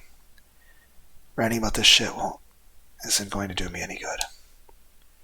There are things I need to do, and none of them involve watching worthless trash like this. Self-care is important. We're just watching a fun little cartoon to chill and relax. Can be good to help you just get through the day. Flicking the channel back over the morning news, I headed to the bathroom once more, choosing to focus on cleaning up after myself. We're going to hear something on a news story while we're brushing our teeth, aren't we? Are we brushing our teeth? I'm cleaning myself up. I assume I'm brushing my teeth. It would be rather filthy me to leave the bathroom smelling like vomit. Yeah, we're brushing our teeth. Not to mention downright careless. Can't risk having Sarah learn about what happened today, or anything about it today. With that in mind, I quickly scrub. We're going to have to tell Marcus, though. With that in mind, I quickly scrubbed the sink clean and turned my attention to my clothes. Although the hooded jumper I threw away absorbed most of the damage, my shirt still smells pretty bad, and it can't be that hard to do laundry, right? Okay, the washing machine appears to be on. Now what? Do I just throw the clothes in there, or do I need to add something first? First, where's the laundry? Isn't there a basket of clothes around here somewhere? Okay, maybe I should start with something I actually know how to do. I'm no chef, but surely even I can make a proper meal.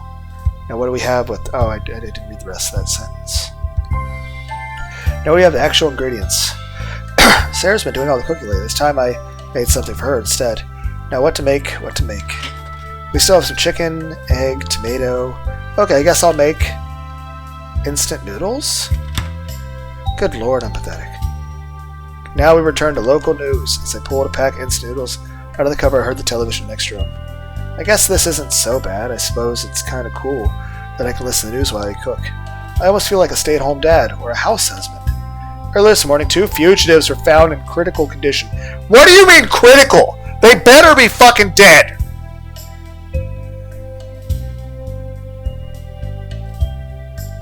In an abandoned house.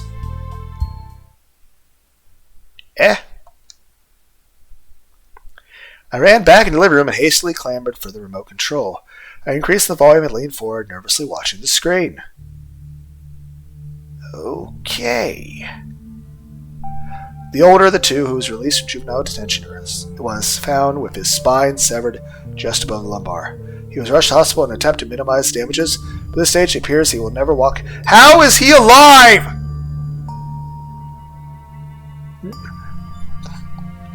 Okay, the injuries they sustained are not shit you survive, even with immediate medical attention. I don't care if the fucking paramedics were waiting outside the back with fucking IV bags full of fucking SpaghettiOs. They should not have survived that.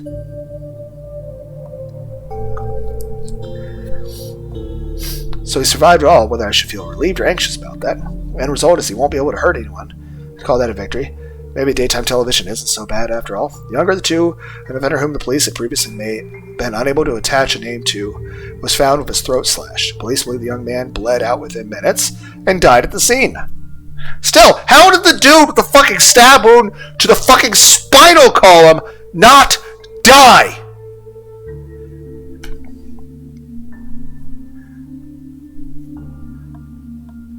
Died at the scene, huh? The older two is yet to wake up, and police have been unable to confirm the identity of their assailant. Given this wound appears to have been dealt from behind, however, the police do not expect a positive identification. Well, hooray for me. I may have to clean some clothes or cook for real food. But at least I can blindly commit and get away with horrific crimes. Was it really horrific, though, considering the circumstances? That's something, I guess. One witness is currently in police custody, but due to her age, police refuse to disclose the person's identity. Given the proximity of the crime scene in regard to nearby high school, we believe that... A witness, huh? I have no doubts the identity of the witness. The question is, will she talk? They did use the term witness, meaning they know she saw something. But she wouldn't rat me out, would she?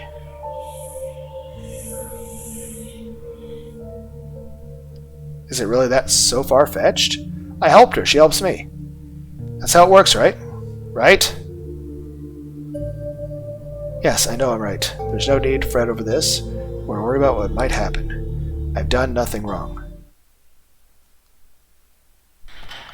Desperate to distract myself, I showed up at Andre's gym at noon on the dot, soon meeting up my usual sparring partners.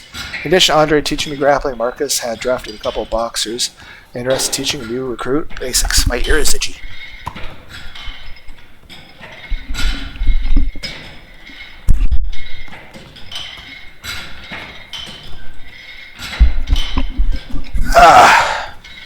Sorry about that, my ear was itchy. That's still itchy.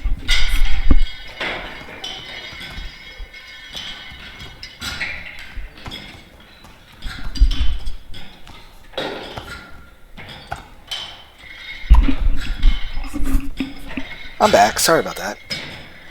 Okay. I'd only engaged a few sessions each of them, so I'm currently receiving training every second or third day. Really warmed up to another nonetheless. Agreed the trio received my training gear, quickly changing and joining ringside. Since I spend most of the time in the gym, at least where I gathered, nobody here should have heard a word of our earlier exploits. However, since Marcus yet to arrive himself, my absence from work this morning should also be unknown to those present. Thinking those optimistic thoughts, my training for the day began. My training followed the same motions ever. Andre and I tried to knock one another to the floor, at which point we attempted to make the other tap out. After a half hour or so uncoordinated grappling, Andre explained in detail how to perform specific holds and breaks while demonstrating on my body, thereafter asking that I mimic what he showed me. Partway through today's uncoordinated grapple, however, we were interrupted by an unusual sight.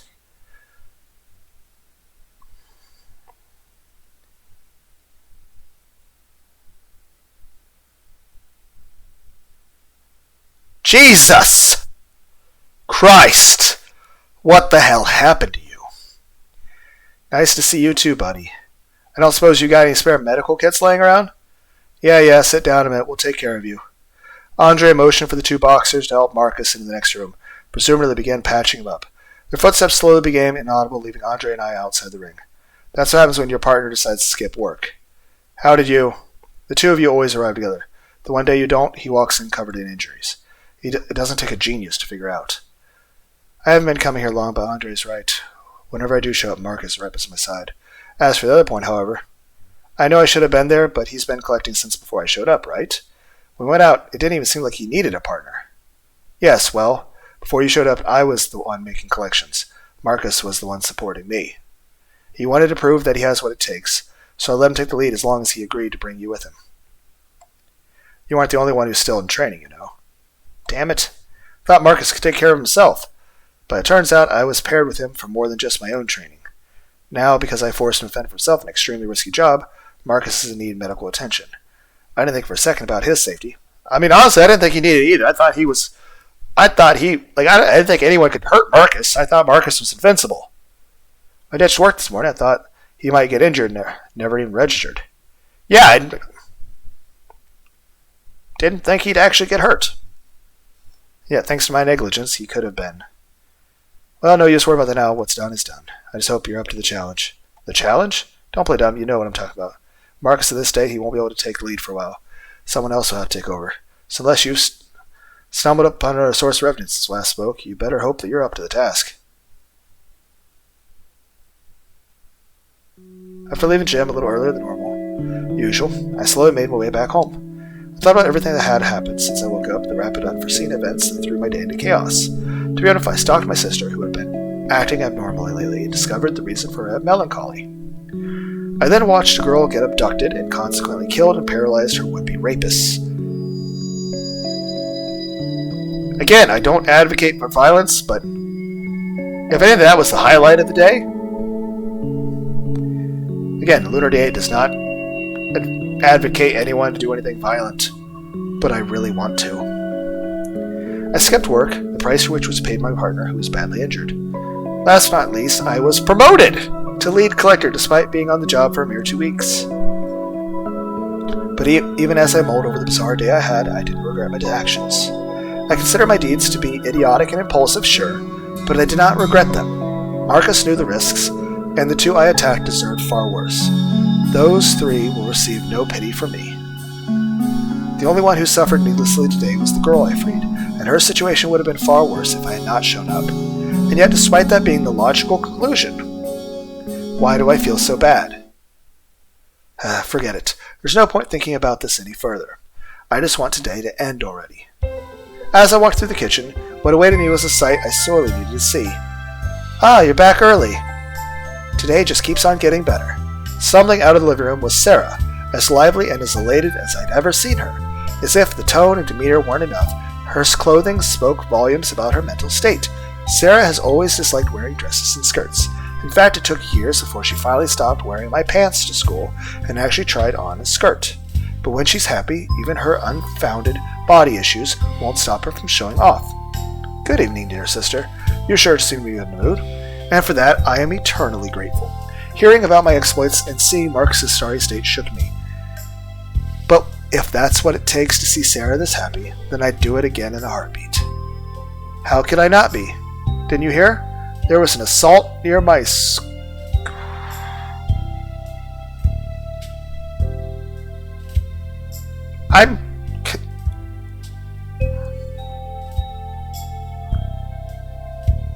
I'm really confused.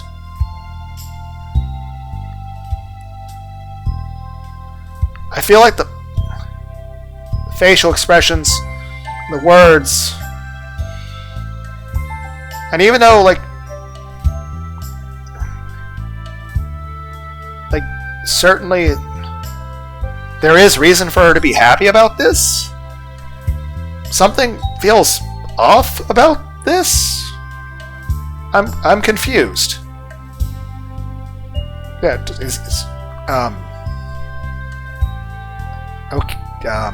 okay.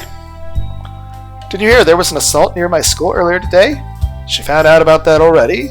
Wait, forget about that. She's excited that there was an assault?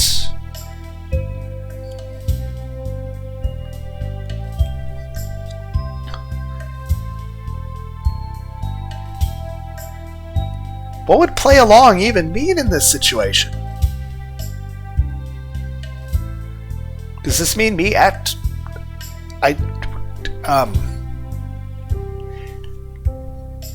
what? An assault? And you're excited about that? Yeah, I know. Eh? No, it's not like that. They had it come. I mean, I agree. I agree fully. But and you certainly would have reason to be happy that they're. But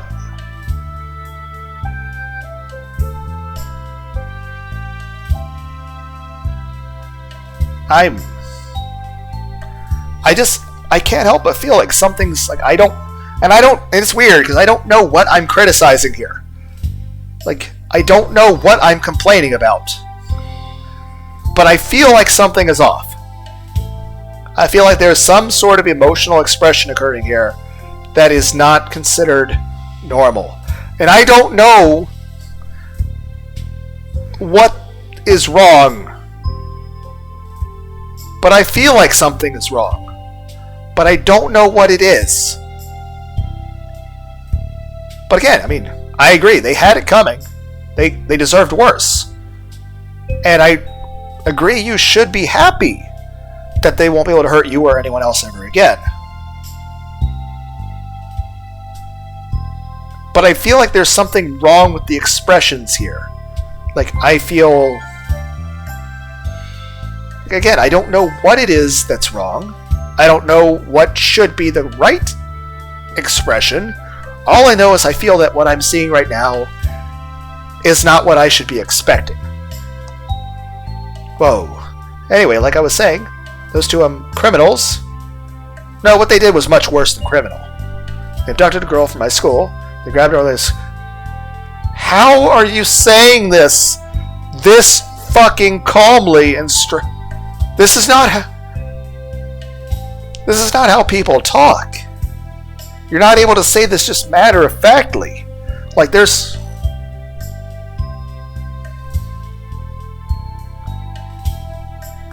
Again, I mean... They deserved it. They deserved worse. What they did was worse than criminal. And you are stating logical facts of what has occurred. And you do have every right to be happy about what's happened. I certainly don't judge that. It's just that something feels wrong. And not in a way like I'm judging you. Like, I'm certainly not saying there's anything wrong with her. Like, I mean, again, she has every right to feel happy about this. It just feels like the way in which this emotion is being expressed and the fact that she's able to calmly state it without, reacting to a situation that obviously implies that she would have been the next victim.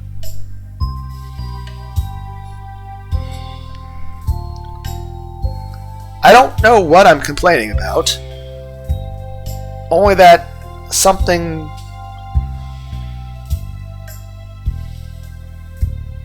uncanny is occurring. And I don't understand it.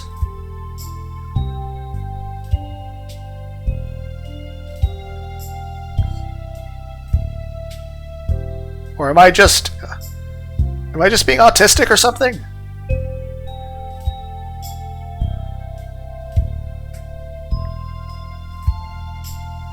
School gates. They tried to break free. The two guys are too strong for her. Why are you stating this like you're reading the ingredients off a shampoo bottle? Why are you...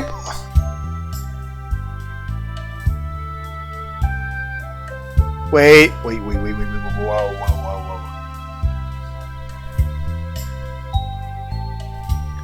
That's when he showed up. You know it's me!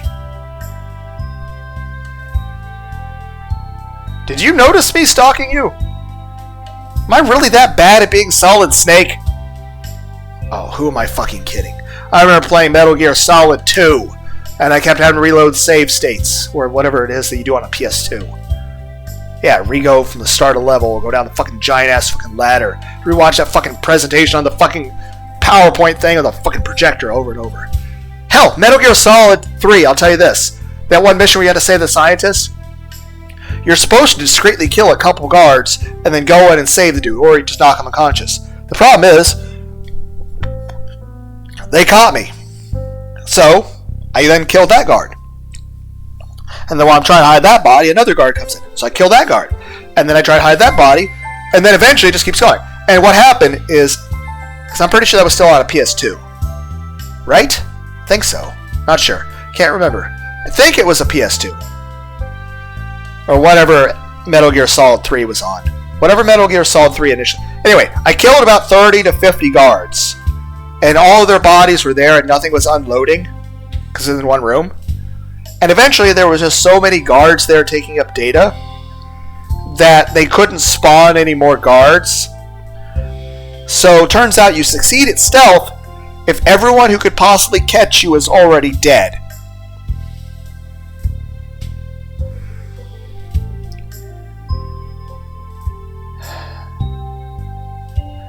But you noticed I was stalking you. And then you followed me, following your would-be abductors abducting somebody. And then you watched me stab people to death. Inefficiently, mind you, because one of them lived.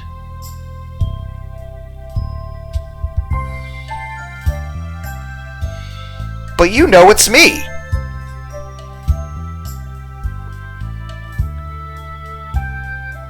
This explains the bit of... Even then, I'm not even sure if this is, like, the appropriate emotional response. Is it? I don't know. Is this? I don't know if this is the correct emotional response. But... Because even then, I mean, it's understandable. Okay, she's happy and she's, you know... She's like, hey... You know, my brother Suho, he killed the bad people and he saved me. And he saved this other person. It's like, yay, thank you. But I still feel like something's still off, but I feel like this explains a little bit. But I still feel like there's a few pieces of this puzzle missing that I don't understand. But I think it's pretty clear. She knows it was me. But even then, like, I feel like this makes certain things make more sense. But I still feel like there's a few pieces of this puzzle missing. And I don't understand what those pieces are or where they go. He who? Well, you know, those comic books you used to read when we were young. The Batman who stabs people. People would put on costumes, go around fighting criminals, taking the law into their own hands. I always thought it was rather silly, to be honest. Heroes showing up out of nowhere to save the day. Hey, there's no need for that. I'd still read them now if I had the luxury. I mean, yeah, I'll never outgrow reading comics and anime and manga and light novels and playing video games. But it really does happen. A vigilante showed up. He beat up the bad guys and saved an innocent girl. I mean, that's very true. Vigilante. I suppose that's technically true. Though I wound up committing more crimes than I stopped. No. What you stopped was much worse. So, you're good, man. Again, Lunar D8 does not advocate violence. But he really wants to advocate violence. But he doesn't. I don't I don't advocate violence. But I want to. But I don't. I don't advocate violence. It's amazing to think people like that really do exist. Really. Of course. If more people like that, crime wouldn't be such a problem. Is this really my sister? Why do I feel like this is the Death Note, like, storyline?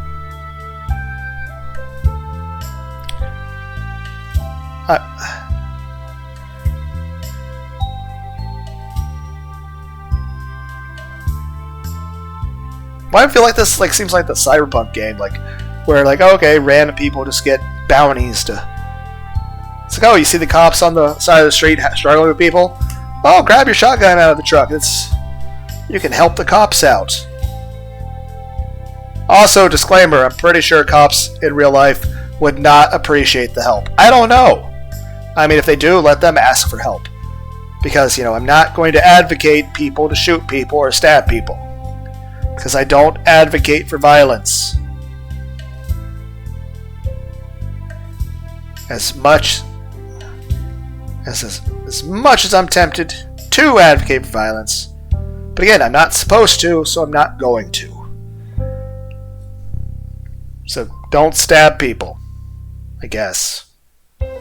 Maybe. What's the... Hey! Look at the question mark next to the parentheses. It looks kind of like a Cheshire cat. Like the cat that smiles in the Alice in Wonderland stories? You see that question mark there? With the dot? It looks like the Cheshire cat from Alice in Wonderland. I thought you were a believer in the justice system. What happened to pursuing a career in law? Those are two separate matters. Sometimes the system doesn't work and people want to take the law into their own hands. If the system did always work, we wouldn't be in the city to begin with. I can't refute that. So, this vigilante.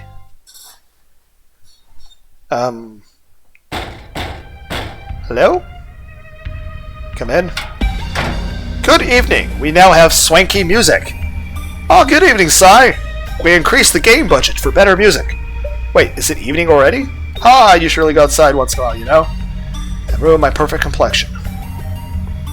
Here's all the information I think you should hear. Maybe you've been watching read the news at all? The news? Why would I do that? Half is fabricated and the rest is just plain boring. Usually I agree with you, but today, what is it? Let's just say I have my eyes on someone who I think would be perfect for an upcoming operation. As Sarah's fascination with vigilante at large deepened, and our discussion spanned a greater portion of our night than anticipated, Sarah and I soon found ourselves eating dinner while watching a news recap of the very event we had been discussing. But as Sarah's remained glued to the television, what intrigued me more than the tales of my violent morning with Sarah's enthusiasm was her uncharacteristic stance in regard to what had happened. I'd initially been worried that my actions, my violent degradation, would inevitably drive us apart should I be exposed. I thought the sight of me covered in a stranger's blood would sicken my sister, maybe even prompt her to call the police. However, as Sarah unknowingly heard of my exploits, she wholeheartedly agreed with what I did. She happily regaled me with the baseless rumors she had heard at school, her own theories on the matter, and without a doubt made dinner far more lively than usual. Despite the morbid topic, our night was as happy and as peaceful as possible, right up till the moment when she brought up the witness. While I found some solace in the fact that police weren't knocking on the door, I wasn't naive enough to believe that they had no lead whatsoever. Between the DNA I left at the scene and the girl being in police custody, they aren't going to just drop the investigation. And yet, with such things now out of my control, all I can do is wait.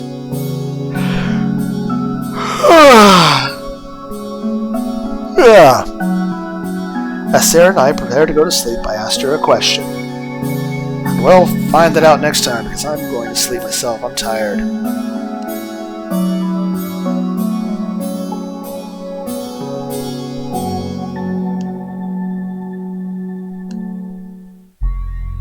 Okay, guys.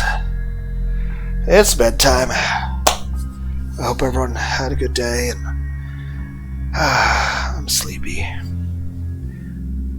Maybe I'll get a good night's rest for once. Hope everyone out there has a wonderful day, and hope everyone has all the hugs and head pats you can ever want. Bye, everybody.